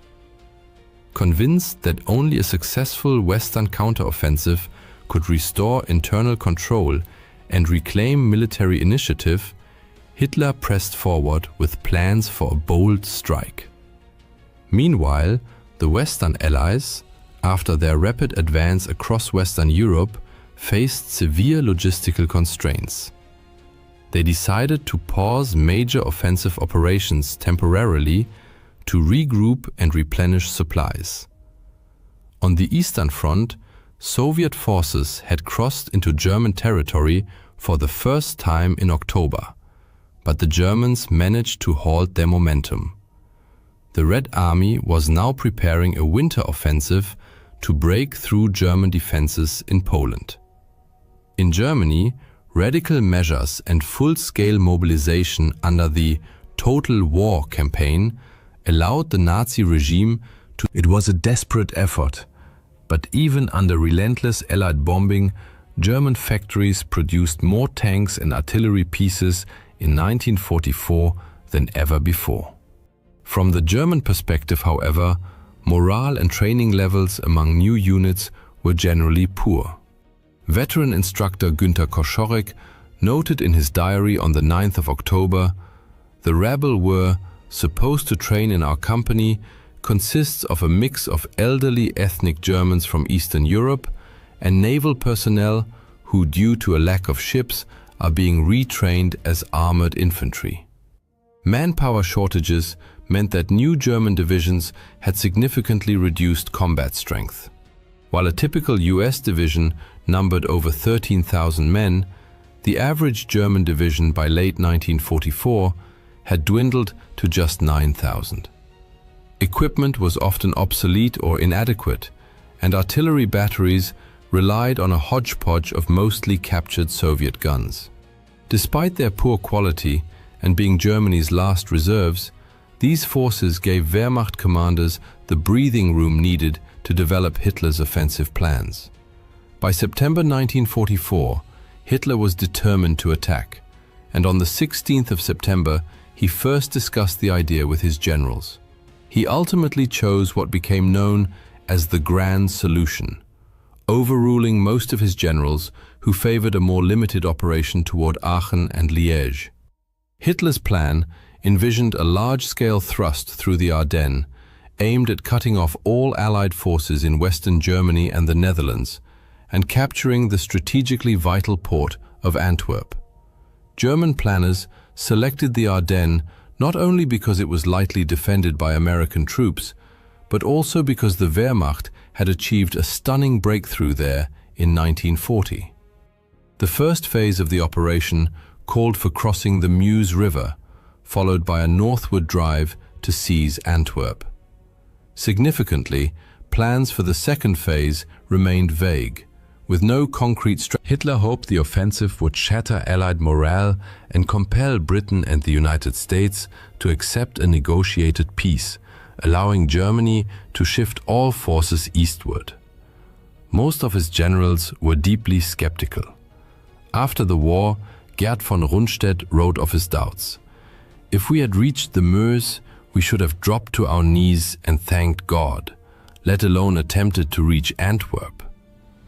The plan was hastily drawn up, leaving Chief of the Operations Staff Alfred Jodl no time for a proper assessment of American forces in the area, leading to a serious underestimation of enemy strength. Although many German units carried fuel for only 30 to 40 kilometers, Jodl expected armored spearheads to cover nearly 200 kilometers to the Meuse in a single day. This meant the success of the entire operation hinged on capturing Allied supply depots along the way. Weather was another critical factor in German calculations. The offensive depended on poor conditions to ground the Allies, overwhelming air superiority. 3 German armies participated in the attack. The strongest was the 6th SS Panzer Army under Josef Dietrich, comprising all remaining SS Panzer divisions, equipped with 500 tanks and over 1,000 artillery pieces. Its mission was to cross the Meuse and capture Antwerp. Hasso von Manteuffel commanded the 5th Panzer Army, with 400 tanks, tasked with establishing a front line around Brussels. Finally, Erich Brandenberger's 7th Army, the weakest of the 3, largely non-motorized and tankless, was to advance into Luxembourg and southern Belgium and establish defensive positions against the expected counterattack by Patton's US 3rd Army. The 7th Army's weakness was a major flaw in the plan, leaving the entire operation's left flank vulnerable from the outset. A collapse in this sector could nullify any gains made farther north. German commanders recognized. Altogether, the Wehrmacht assembled over 200,000 men in 29 divisions, including 9 panzer divisions. Yet even internal Wehrmacht assessments acknowledged that most of these divisions were of low combat readiness. Facing them were the US 1st Army's 5th Corps under Leonard Jarrow and the 3rd Army's 8th Corps under Troy Middleton. The Allies in the region faced their own challenges. To support the 1st Army's push toward the Ruhr dams and Patton's planned thrust into the Saar, General Omar Bradley had dangerously overextended American forces in the Ardennes sector. Additionally, many units stationed there were cavalry groups, light, highly mobile formations ideal for pursuit, but ill-suited for static defense or forest combat. The US Army had not yet adequately transitioned from its rapid summer offensives to the more static autumn conditions. Roughly 80,000 American troops were stationed in the Ardennes. Thus, 3 German armies stood ready to strike 2 unsuspecting American corps. And, when forecasts predicted poor weather, the Germans set their plan in motion. Throughout November and early December, they moved troops and supplies under deep secrecy, operating only at night. No cooking fires were lit, and no daytime movements occurred. 2.0. German reconnaissance aircraft flew low over deployment areas at night to monitor progress, spot unauthorized lights, and mask engine noise. Although Allied intelligence detected some signs of German buildup, the warnings were either delayed or dismissed, leaving US forces unprepared. The secrecy imposed further logistical problems. Fearing detection, much of the materiel was unloaded too far from the front. Hitler and his generals prioritized security over supply. When the offensive began, the Germans had only about 15,000 tons of artillery ammunition, yet they required 1,200 tons per day, meaning the operation would exhaust its ammunition in just 10 days. Motorization shortages also plagued the advance. 17-year-old artilleryman Emil Frie, serving in a rocket battery, later recalled, "Often, one truck pulled 3 launchers. Sometimes they even hitched a WW Kübelwagen used by the unit commander. The whole convoy looked more like a circus than a dangerous military unit." Across the front line, American soldiers were resting. Colonel Daniel B. Strickler remembered, "It was considered a quiet sector, as there had been no aggressive combat on either side since the initial breakthrough to the German border in September. Yet some soldiers noticed odd activity. One reported, "We're constantly hit by reconnaissance patrols. All night, as soon as it gets dark, they start firing to drown out the noise of heavy equipment, tanks moving into position and so on. Something's happening." There was no more quiet time for the Americans. On 15th December, German units received their final orders. 17-year-old former sailor Friedrich Schmeske recalled that night. The peaceful silence of the bunker gave way to restless murmuring. Some comrades fell into wild euphoria. Then we had a hot meal, which some grimly called our last meal. Some men turned to alcohol to lift their spirits. Hand grenades, Panzerfausts, and extra rifle ammunition were distributed, and we were to lie down fully dressed. We were supposed to be woken at 4 o'clock, but it wasn't necessary, as no one slept. At dawn on December 16th, a massive German artillery barrage heralded the grand offensive. Following the storm of shells, German infantry surged for. American soldier Charlie Haug, an involuntary witness, described the scene. "We lived through perhaps the worst nightmare of our entire army careers. Horrific screams and shouts came out of the darkness, sounds you could barely imagine. The Germans were attacking, they yelled like wild Indians." In the northern sector, German forces immediately encountered serious difficulties. Despite fielding 4 panzer divisions, they failed to capture the Elsenborn Ridge, their initial objective. Dense forests severely restricted road use, causing traffic jams and hampering movement. Premature commitment of reserves in a bid to break through only worsened the situation. In the central sector, however, the Germans achieved significant gains on the first day. Stretched thin, American units could not hold, and Manteuffel's tanks broke through nearly the entire line. The southern sector yielded mixed results. Lead elements of the 7th Army crossed the Ur and Sauer rivers in assault boats with minimal losses. But acute shortages of bridging equipment and accurate US artillery fire left the bulk of the 7th Army stranded on the eastern banks. When the first day's fighting finally subsided, one soldier wrote home, "Everywhere lies a tangle of shell-shredded tree trunks, signs of prolonged close combat. Rifle fragments, bayonets, shattered helmets, unexploded grenades, shell splinters, displaced sandbags, broken stretchers, half-empty boots and gloves, and shreds of uniforms and gear. By the evening of the 16th of December, Allied headquarters still viewed the German attack as a limited operation. The true scale became clear only the next day, when the Wehrmacht launched two special operations. The first, Operation Stösser, was an airborne drop aimed at seizing key road junctions and bridges ahead of the main advance. Poor coordination with ground forces and insufficient preparation time meant they spent 3 days hiding in the forest with little food or water, waiting in vain for support.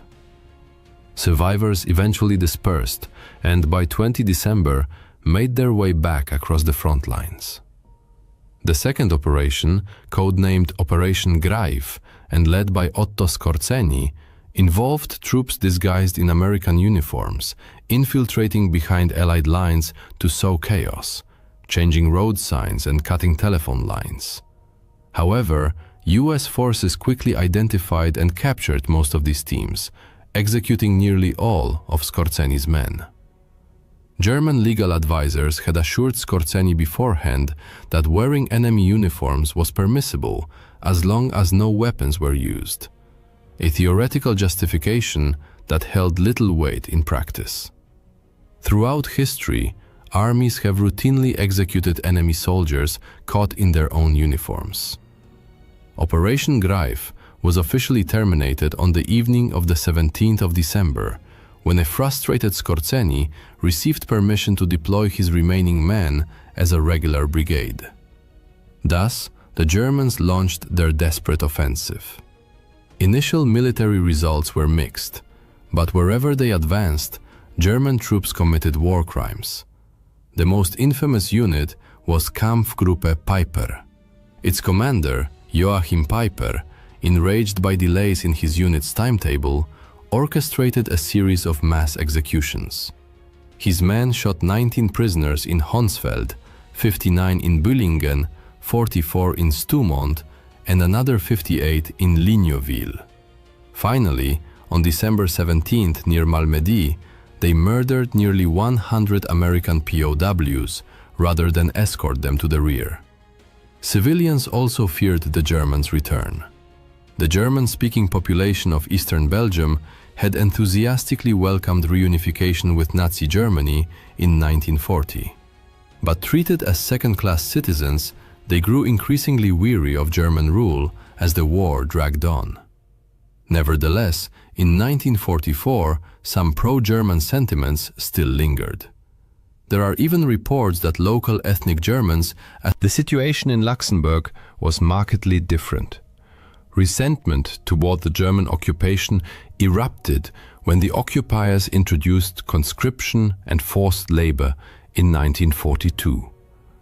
By 1944, many Luxembourgers had joined the resistance and, leveraging their knowledge of German, gathered intelligence that they passed on to the Americans. In French-speaking Belgium, the population wholeheartedly welcomed the Allies in September. When vengeful members of the German security services returned in December, many families fled westward. On December 20th, Allied Command held an emergency meeting and decided to place American forces north of the German breakthrough under British command, specifically under Field Marshal Bernard Montgomery's 21st Army Group. Lieutenant General Omar Bradley, commander of the US 12th Army Group, was deeply disappointed but reluctantly complied. Overall, this reorganization enabled the Allies to deploy reinforcements to the front more swiftly and effectively.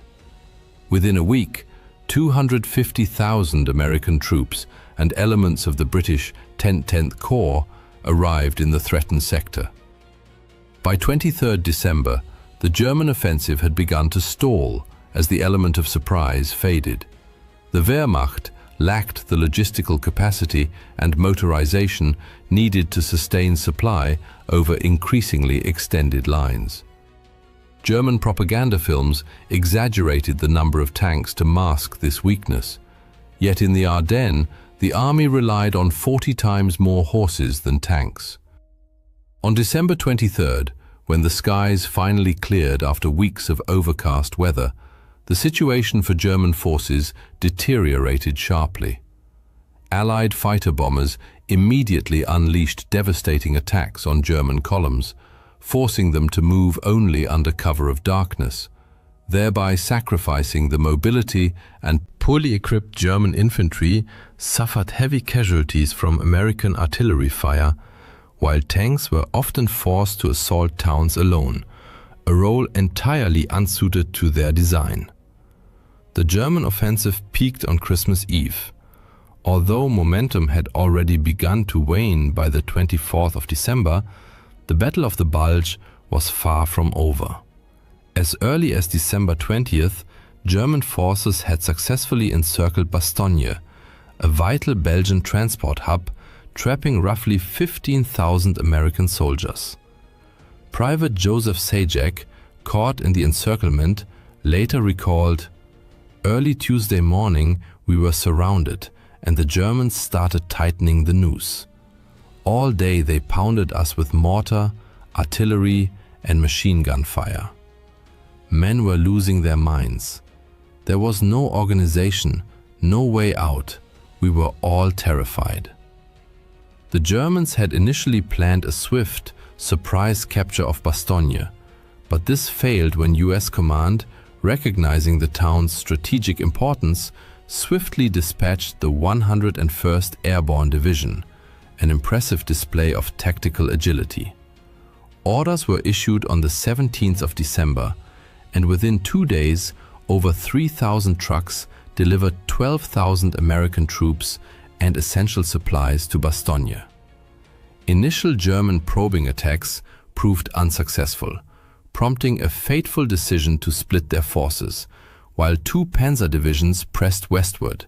The 26th Volksgrenadier Division remained to continue the siege. After the war, Panzer Commander Fritz Bayerlein lamented this choice. One of the greatest mistakes was not immediately capturing Bastogne with a concentrated assault by all our forces after the initial plan failed. Had we done so, it would certainly have fallen. Lacking sufficient artillery ammunition to suppress the American defenders, the Germans resorted to bluff on 22nd December. Brigadier General Anthony McAuliffe famously responded with a single word: nuts. That same day, Patton's Third Army began its northward march toward besieged Bastogne, though it remained uncertain when relief would arrive. The first tangible support came on December 23rd, when 240 Douglas C-47 transport planes dropped over 230 tons of supplies into the town. In the following days, German attacks grew increasingly desperate but futile, while Patton's relief force drew ever closer. Patton's army broke the siege on the 27th of December, punching through the disintegrating and starving German 5th Parachute Division. American tanks rolled straight through enemy positions, firing all weapons, and made contact with the surrounded paratroopers. German counterattacks against the narrow relief corridor failed. The US Third Army then advanced beyond Bastogne and linked up with the First Army advancing from the north at Houffalize on the 16th of January, marking the end of the Battle of Bastogne. In this clash, fought in a town of just 4,000 civilians at a 7-road junction, 20,000 Americans, including 4,500 from the 101st Airborne alone, and 25,000 Germans lost their lives. Yet, the Battle of the Bulge extended far beyond the dramatic siege of Bastogne. Once strategic initiative returned to the Allies, American forces launched counteroffensives to reclaim lost ground, backed by overwhelming firepower. Artillery and fighter bombers systematically reduced German-held villages to rubble before US ground troops cleared them of resistance. German morale began to collapse under relentless pressure. Those still fighting grew increasingly desperate, sometimes forcing civilians or prisoners to dig trenches or build fortifications. On January 1st, US forces committed a war crime. Following the Sergeant John Feig described the scene. "I know some of our guys lined up German prisoners in fields on both sides of the road, about 25 or 30 in each group. They were mowed down with machine guns. We were committing the same crimes we now accuse the Japanese and Germans of. I turned away and walked up the hill." That same day, the Germans launched another special operation, Operation Bodenplatte, this time with the Luftwaffe. All available fighter aircraft on the Western Front were ordered to simultaneously attack Allied airfields and destroy enemy planes on the ground. Shortly after dawn, around 1,000 German aircraft took to the skies. Pilots were awed by the scale. I was stunned myself. The sky was full of planes. Civilians stood frozen. As we flew over the front, soldiers stopped to watch in admiration. We all flew low. But the euphoria was short-lived. Luftwaffe Chief Hermann Göring issued brutal orders. Anyone who returns without effectively attacking an enemy airfield or fails to find it must immediately take off again and attack once more. This proved catastrophic. Pilots on second sorties lost the element of surprise. Poor coordination with ground forces led to numerous friendly fire incidents, and fuel shortages, exacerbated by long flight distances, further undermined the operation. In total, the Germans lost over 300 aircraft. The Allies lost 260, but could quickly replace them. Germany could not. Fighting continued through early January as Allied forces slowly but steadily advanced against stubborn German resistance. On January 10th, Germany's High Command finally acknowledged defeat, ordering 3 panzer divisions withdrawn from the Ardennes and redeployed to Hungary. From 12th January, when the Red Army launched its massive Vistula-Oder offensive, Germany was forced to shift all available reserves eastward, stabilizing the Eastern Front just 70 kilometers from Berlin, though Soviet advances soon outran their own supply lines. From this point, remaining German units in the Ardennes were reduced to fighting rearguard actions. On 28th January, the US Army officially declared the Battle of the Bulge over.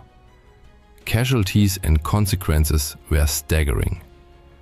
The Americans suffered approximately 8,600 killed, 21,000 missing, and 47,000 wounded.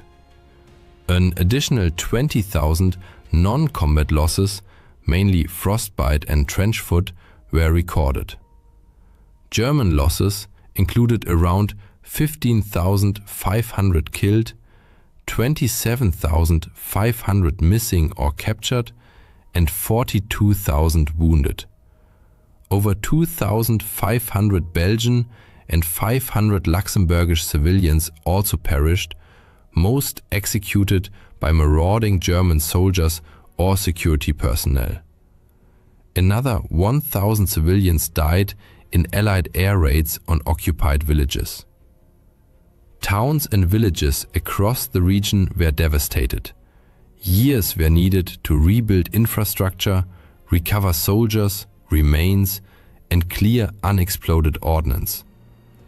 The Ardennes offensive ended in clear German defeat after a month of brutal combat. But did the German battle plan ever stand a chance? It suffered from fundamental flaws. Supplies were insufficient and stockpiled too far from the front. Most participating units learned of the attack only the night before, leaving no time for reconnaissance, forcing them to assault blindly. These factors revealed the growing paranoia of German leadership, which prioritized secrecy over proper preparation. Another critical error was assigning the best German units, the Waffen-SS divisions under Dietrich, to the northern sector, where Allied resistance was strongest. This defied basic military doctrine, which dictates reinforcing success where resistance is weakest to exploit breakthroughs and encircle the enemy. This misallocation was partly political. After the July 1944 assassination attempt, Hitler distrusted the regular army and placed his faith in the Waffen-SS. Yet the SS suffered from poor planning and ideologically driven assumptions, leading to inefficient use of their troops. Even with better leadership, success depended on factors beyond German control, such as unfavorable weather and the capture of Allied fuel depots. It remains unclear how Germany, far less motorized than the Allies, ever expected to seize these depots before the Americans. By late 1944, the German army, composed largely of conscripts equipped with outdated weapons and crippled by logistical shortages, could not sustain a prolonged offensive. Its war industry, drained of resources, could not replace losses. Most decisively, once the skies cleared, Allied air supremacy shattered German supply lines and provided critical close air support to ground troops. Given these realities, the German offensive was doomed from the outset and never had a realistic chance of success. The Battle of the Bulge was a complete tactical and strategic failure. The Nazis grossly underestimated both American combat strength and resolve, while overestimating the Wehrmacht's capabilities. The Ardennes offensive merely wasted Germany's last reserves, prolonged the war slightly, and accelerated the Red Army's advance on Berlin. After the battle, Western Allies regrouped and launched their final major offensive on the Western Front, the Rhineland Campaign, in February and March 1945. In the Battle of the Rhine, combined British and American forces pushed across Germany's western border toward the mighty Rhine River.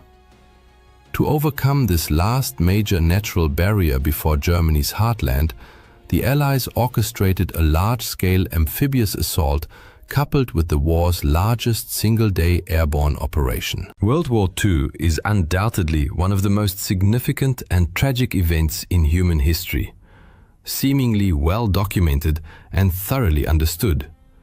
Yet hidden within its depths are astonishing facts that cast new light on this colossal conflict.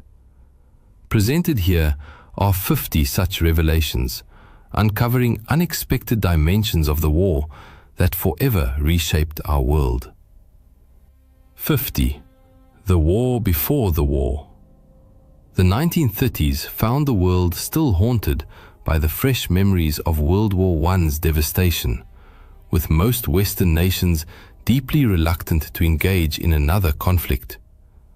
Nevertheless, events unfolded in such a way that war became unavoidable, as the future Axis powers were already actively pursuing their expansionist agendas. Imperial Japan, for instance, had been steadily extending its territorial reach for years, culminating in the outbreak of the Second Sino-Japanese War in 1937. This protracted conflict between China and Japan continued until the end of World War II, prompting observers worldwide to seriously reconsider the scale of Japanese imperial ambitions. Yet, Japan was not the only Axis power aggressively preparing for war. 49. The propaganda offensive.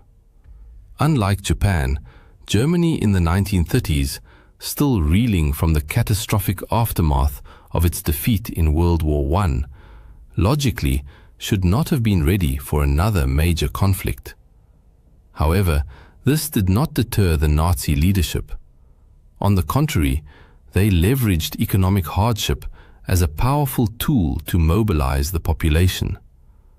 While Adolf Hitler orchestrated a massive global public relations campaign, capped by hosting the 1936 Olympics, he simultaneously accelerated Germany's rearmament. The 1930s saw colossal investments by the Nazi regime into the military-industrial complex, which left much of the world stunned by the Wehrmacht's formidable strength when it began its lightning advance across Europe. Interestingly, however, the Nazis were not always known by that Nazi, but more like Nazos. Today, the term Nazi is universally synonymous with absolute evil. Yet, during the party's early days, as it disseminated its virulent ideology, its members officially called themselves the National Socialist German Workers' Party. Even Nazis wasn't their preferred nickname. They referred to themselves as Nazos. So where did the now ubiquitous term Nazi originate? It was coined by journalist Konrad Haydn, who derived it from a Bavarian word meaning foolish or simple-minded. Remarkably, the Nazis appear to have missed the derogatory undertone entirely. 47. A stolen symbol. As the Nazis spread their influence across Europe, they emblazoned their military hardware with the swastika, a symbol that soon became synonymous with terror and evil. This horrified many for whom the sign held profoundly positive spiritual meaning. Though its traditional orientation differed slightly, the swastika was originally an ancient religious symbol. Its name derived from the Sanskrit word for hooked cross. Commonly associated with fertility and good fortune, it appeared across ancient civilizations worldwide, from Greece to India. Many who once used it in sacred rituals now advocate for its complete removal from public life due to its painful association with Nazism. 46. Fire the death ray. Rumors of a Nazi death ray capable of shooting down aircraft with radio waves prompted public concern and turned attention to Robert Watson Watt, a pioneering British radio engineer. When asked whether such a weapon was feasible, Watson Watt concluded it was not. Yet his research proved invaluable. By the late 1930s, his work led to major breakthroughs in radar technology, greatly aiding British forces in detecting German aircraft and submarines. A pinky promise? Desperate to avert war, European governments made significant concessions to Adolf Hitler. Most notably, territorial sacrifices forced upon Czechoslovakia, whose leaders weren't even invited to the Munich conference. Hitler solemnly pledged to honor the agreement, until it no longer served his interests. The final straw came with Germany's invasion of Poland, which crossed Britain's declared red line. On September 3, 1939, Britain declared war, marking the official start of World War II. 44. Scapegoat? For decades, historians have fiercely debated the legacy of Prime Minister Neville Chamberlain, whose name became synonymous with the policy of appeasement. Critics argue he granted Hitler every concession without gaining anything in return, while defenders insist he acted in good faith and that Europe was genuinely shocked by Hitler's ruthlessness. Regardless, his political fate was sealed swiftly. His own party ousted him before the next general election, and Winston Churchill succeeded him as Prime Minister. 43. The Dark Pact. Adolf Hitler and Joseph Stalin seemed diametrically opposed, one leading a fascist regime, the other a communist revolution. Yet both shared a deep hostility toward Western democracies. Just months before Germany invaded Poland, the two powers signed a non-aggression pact that secretly outlined how they would divide Eastern Europe. Like most of Hitler's agreements, however, this one proved fleeting. At this stage, the conflict had not yet escalated into the truly global war it would soon become. 42. Under the boot. At the war's outset, Poland displayed extraordinary courage and resilience. but its forces faced two vastly superior enemies determined to crush resistance. During the September to October 1939 invasion, the Polish army was nearly annihilated. 70,000 soldiers were killed. On the Eastern Front, fighting against the Soviets was equally brutal. Poland lost 50,000 troops, while Soviet casualties numbered fewer than 1,000. Surprisingly, international reaction to these events was far from unified. 41. War or phony peace? Although Britain declared war after Germany's invasion of Poland, the front lines remained distant, and early British actions lacked urgency. The Royal Air Force largely dropped propaganda leaflets over Germany, a phase later dubbed the phony war. In both Britain and the still neutral United States, many citizens opposed involvement in another European conflict, favoring isolationism. Yet not all Axis initiatives met with immediate success. 40. Defeat in the North. Seeking strategic advantage in Scandinavia, the Soviet Union invaded Finland. But the Finns, with their expertly trained troops and world-class snipers, exploited their snowy terrain to devastating effect. Soviet forces were soon forced into retreat, a humiliation that led to the USSR's expulsion from the League of Nations. Though Finland eventually signed a peace treaty under pressure, the stage was being set for the war's largest front. 39. Good Lord. Hitler's march across Europe alarmed his neighbors, many of whom hoped he would eventually be satisfied. But in 1940, he crossed an undeniable line, invading France by bypassing the Maginot Line through Luxembourg and Belgium.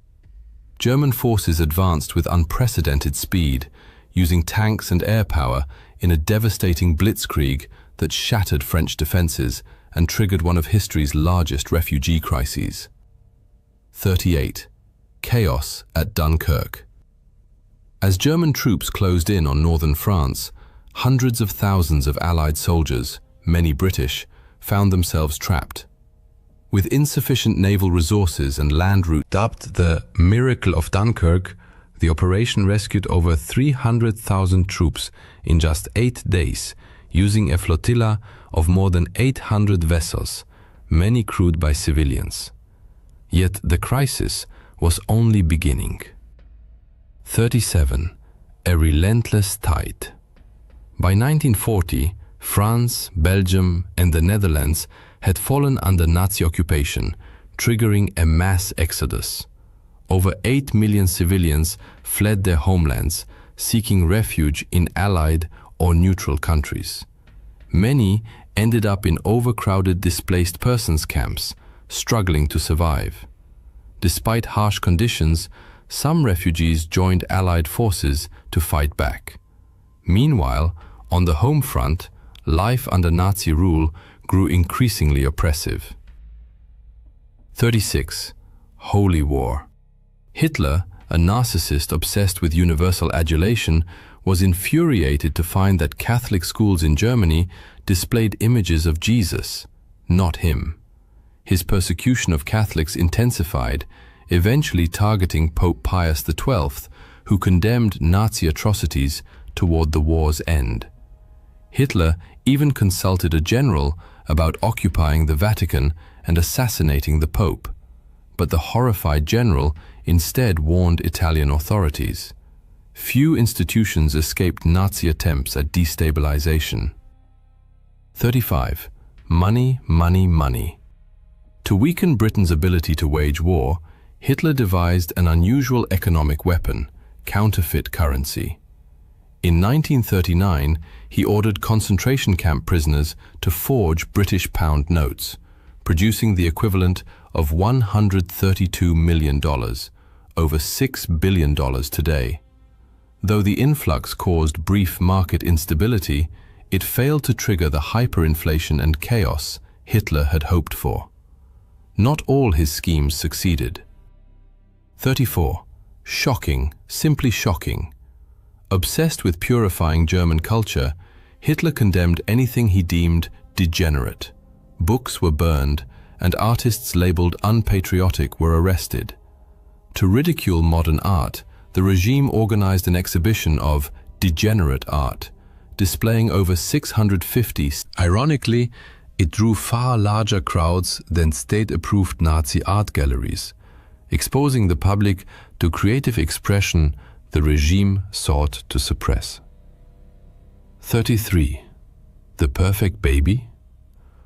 Hitler's obsession with Aryan racial purity extended to propaganda featuring blonde, blue-eyed children, despite his own dark hair and Austrian origins. In 1935, he launched a nationwide search for the ideal Aryan infant, led by propaganda minister Joseph Goebbels. In a twist of irony, Goebbels selected a photograph sent by anti-Nazi photographer Hans Ballin, depicting a dark-haired Jewish baby. Ballin's act of sabotage succeeded brilliantly, forcing the child's family to flee to Latvia to escape persecution. Art, it turned out, could be a potent weapon of resistance. 32. The Great Dictator. Across the Atlantic, US entry into the war faced strong opposition. Isolationist sentiment ran deep, and media coverage of Nazi atrocities was often limited. One notable exception was Charlie Chaplin, the silent film legend. Despite studio reluctance, he self-funded his satirical masterpiece, The Great Dictator, a bold anti-Nazi statement. Hitler reportedly fumed at the ridicule, but another famous figure was working on the opposite side. 31. The Pilot. Though the America First movement had complex roots, many of its members sympathized with Nazi Germany. Among them was Charles Lindbergh, the famed aviator of German descent and one of America's most celebrated heroes. His isolationist stance gave the movement credibility, and polls even suggested he could have been the Republican nominee to challenge President Franklin D. Roosevelt in 1940. In the end, he decided not to run. A celebrity with no political experience running for president, at the time, the very idea seemed utterly absurd. Yet war was soon to escalate and open new fronts. 30. Taking to the skies. After France fell, a ground invasion of the fortified island nation posed a formidable challenge, so Hitler focused instead on bombing the British into submission. However, this proved far more difficult than anticipated thanks to the Dowding system. Developed by Air Chief Marshal Hugh Dowding, this network of reporting and coordination enabled the British to respond swiftly to aerial attacks. It streamlined communication between ground observers and pilots in the air, foiling many Nazi raids, though not all of them. 29. On the run. When the Blitz descended upon London and other English cities, everyone had a role to play in survival. Many men went off to war, while women stayed behind to carry out essential duties. As for children, many parents refused to keep them in urban areas. A single stray bomb could wipe out an entire family, so children were often sent to live in the countryside, either with relatives or with willing host families. It was this very evacuation that inspired C.S. Lewis' famous novel The Lion, the Witch and the Wardrobe. Yet, at the outset, Britain appeared a clear underdog. 28. Outnumbered. Britain had never before fought a large-scale air war, and its initial air fleet was far from the world's most impressive. At the start of the conflict, the Royal Air Force possessed roughly 3,700 aircraft, fewer than half of which were high-speed fighters. By contrast, the Luftwaffe fielded nearly 4,200 planes in total, including over 1,000 fighters and almost 1,000 bombers. This numerical advantage allowed Germany to strike Britain more frequently, hoping to break its resistance. Reality, however, turned out very differently. 27. The Victor. Though the island nation suffered heavy losses, including one brutal day when it lost 39 aircraft and 14 pilots, Britain's defensive system. Ultimately, Britain endured and held firm, while Germany suffered significantly heavier losses during the Battle of Britain. The British lost over 1,500 aircraft, more than 500 aircrew, and over 1,000 additional casualties. In contrast, Axis forces lost hundreds more planes and suffered more than 3,000 fatalities. And once again, the war was poised to shift. 26. New fronts. It was mid-1941, and Germany's bombing campaign against Britain had failed to force a surrender.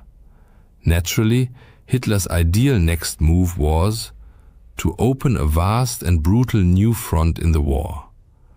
On June 22, 1941, German troops invaded the Soviet Union in Operation Barbarossa. Why did Hitler take such a risk, widely regarded as the war's greatest strategic blunder? His obsession with race drove the decision. Russia possessed vast lands, which Hitler believed would make ideal territory for German settlers, displacing the Slavic peoples he deemed racially inferior. This was not the only time Hitler deliberately plunged into conflicts that objectively offered him no benefit. 25. A costly declaration. This moment entered history as one of World War II's most infamous and humiliating episodes.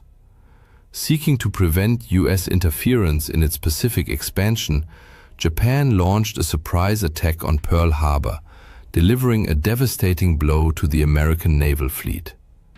In response, the United States immediately declared war on Japan.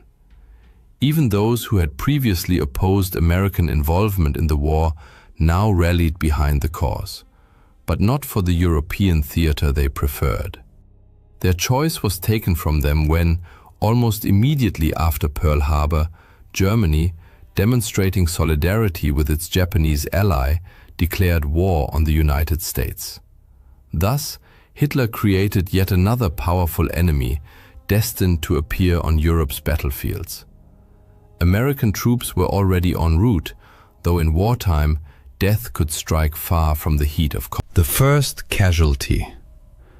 Who was the first American soldier to die in World War II? Surprisingly, it wasn't in battle. His name was Robert M. Losey, a native of Iowa who served as an aeronautical meteorologist. In 1940, during the German invasion of Norway, he was working as a military attaché. While evacuating American diplomats, he was killed in a bombing raid, becoming the first US serviceman to die on the European front. This occurred more than a year and a half before the attack on Pearl Harbor. One American unit wore a uniform that could provoke a very awkward reaction. 23. Not that uniform. The 45th Infantry Division consisted entirely of Americans from Oklahoma, New Mexico, Colorado, and Arizona, regions with large Native American populations. This influenced the division's choice of insignia, a proud eagle emblazoned on a swastika. At the time, the swastika was a traditional symbol of good fortune among many native tribes, and no one saw anything problematic in it before the 1930s. Fortunately, no incidents of mistaken identity occurred when the unit deployed. By 1939, however, the swastika had been replaced with the image of a native thunderbird. It wasn't the only pre-war symbol to undergo such a change. 22. Did Hitler love America? Being a dictator certainly had its perks, especially when you alone decided military priorities.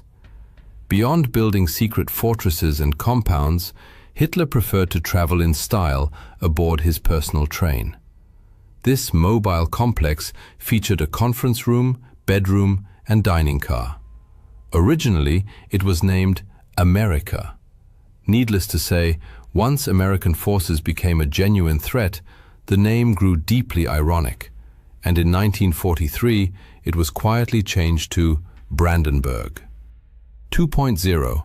Some changes, however, seemed less consequential. 21. No hamburgers here. America has long been a cultural melting pot, with generations of immigrants entered the war against Germany. Many were surprised to discover how many everyday words had German roots. The most famous example, the humble hamburger, renamed in many places as the Liberty steak. Of course, it was the exact same dish, making the rebranding somewhat pointless. Liberty fries with your Liberty steak, anyone? Food and drink, oddly enough, played a meaningful role in wartime morale. 20. I need my Coke. During the war, American industry focused on producing essentials, ammunition, armor, supplies, and soda? Coca-Cola was immensely popular among US troops, and the company showed its support by opening bottling plants in North Africa. This allowed millions of bottles to be shipped across the Mediterranean to soldiers in the field, boosting morale and cementing Coca-Cola's status as a global brand for decades to come.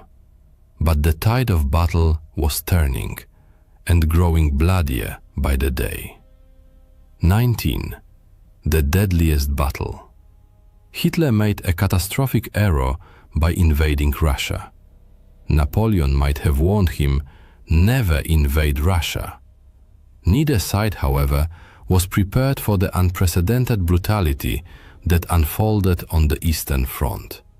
Despite initial successes and numerical superiority, German forces inflicted staggering losses on the Soviets. By the war's end, the USSR had suffered a shocking 21 million casualties. Yet fighting on home soil with vast manpower reserves, the Soviets inflicted devastating damage in return. 80% of all German wartime casualties occurred on the Eastern Front. As the war turned against him, Hitler grew increasingly paranoid. 18. Death among the ranks. Hitler was surrounded by influential advisors, but he disliked hearing unwelcome counsel. He frequently lashed out at those who dared contradict him, expelling them from the party. Even elite Nazis like Werner von Braun found themselves sidelined in the war's final days. Most notoriously, Hitler executed a staggering 84.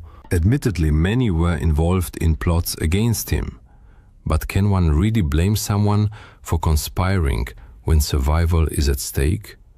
Especially when that person is close to a leader many believed was steering the nation toward ruin. Indeed, Adolf Hitler, dictator of Nazi Germany, narrowly escaped assassination by his own inner circle. 17.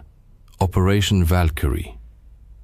In the final year of the war, many in Hitler's military entourage viewed him as increasingly unstable and damaging to Germany's war effort. He even continued purging his own scientists. Led by Klaus von Stauffenberg, a group of Nazi insiders devised a plan to kill Hitler using a bomb at his secret headquarters. But a last-minute change in seating meant the blast only wounded Hitler. Most conspirators were swiftly executed.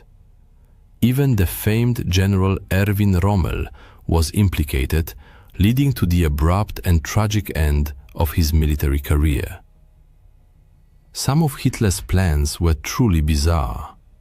16. Beatles in Britain. Early in the war, the Nazis explored unconventional attack methods, one of them decidedly more many-legged. Nazi command considered using the Colorado potato beetle, a notorious crop pest, as a biological weapon. The idea was to drop millions of these insects onto British farmland, destroying food supplies and starving the island into submission. The plan was ultimately abandoned for a simple reason. It proved impractical to collect the 40 million beetles required. Still, there were some lines even Adolf Hitler refused to cross. 15. Even evil has standards. Nazi scientists worked diligently to develop deadly biological weapons, including advanced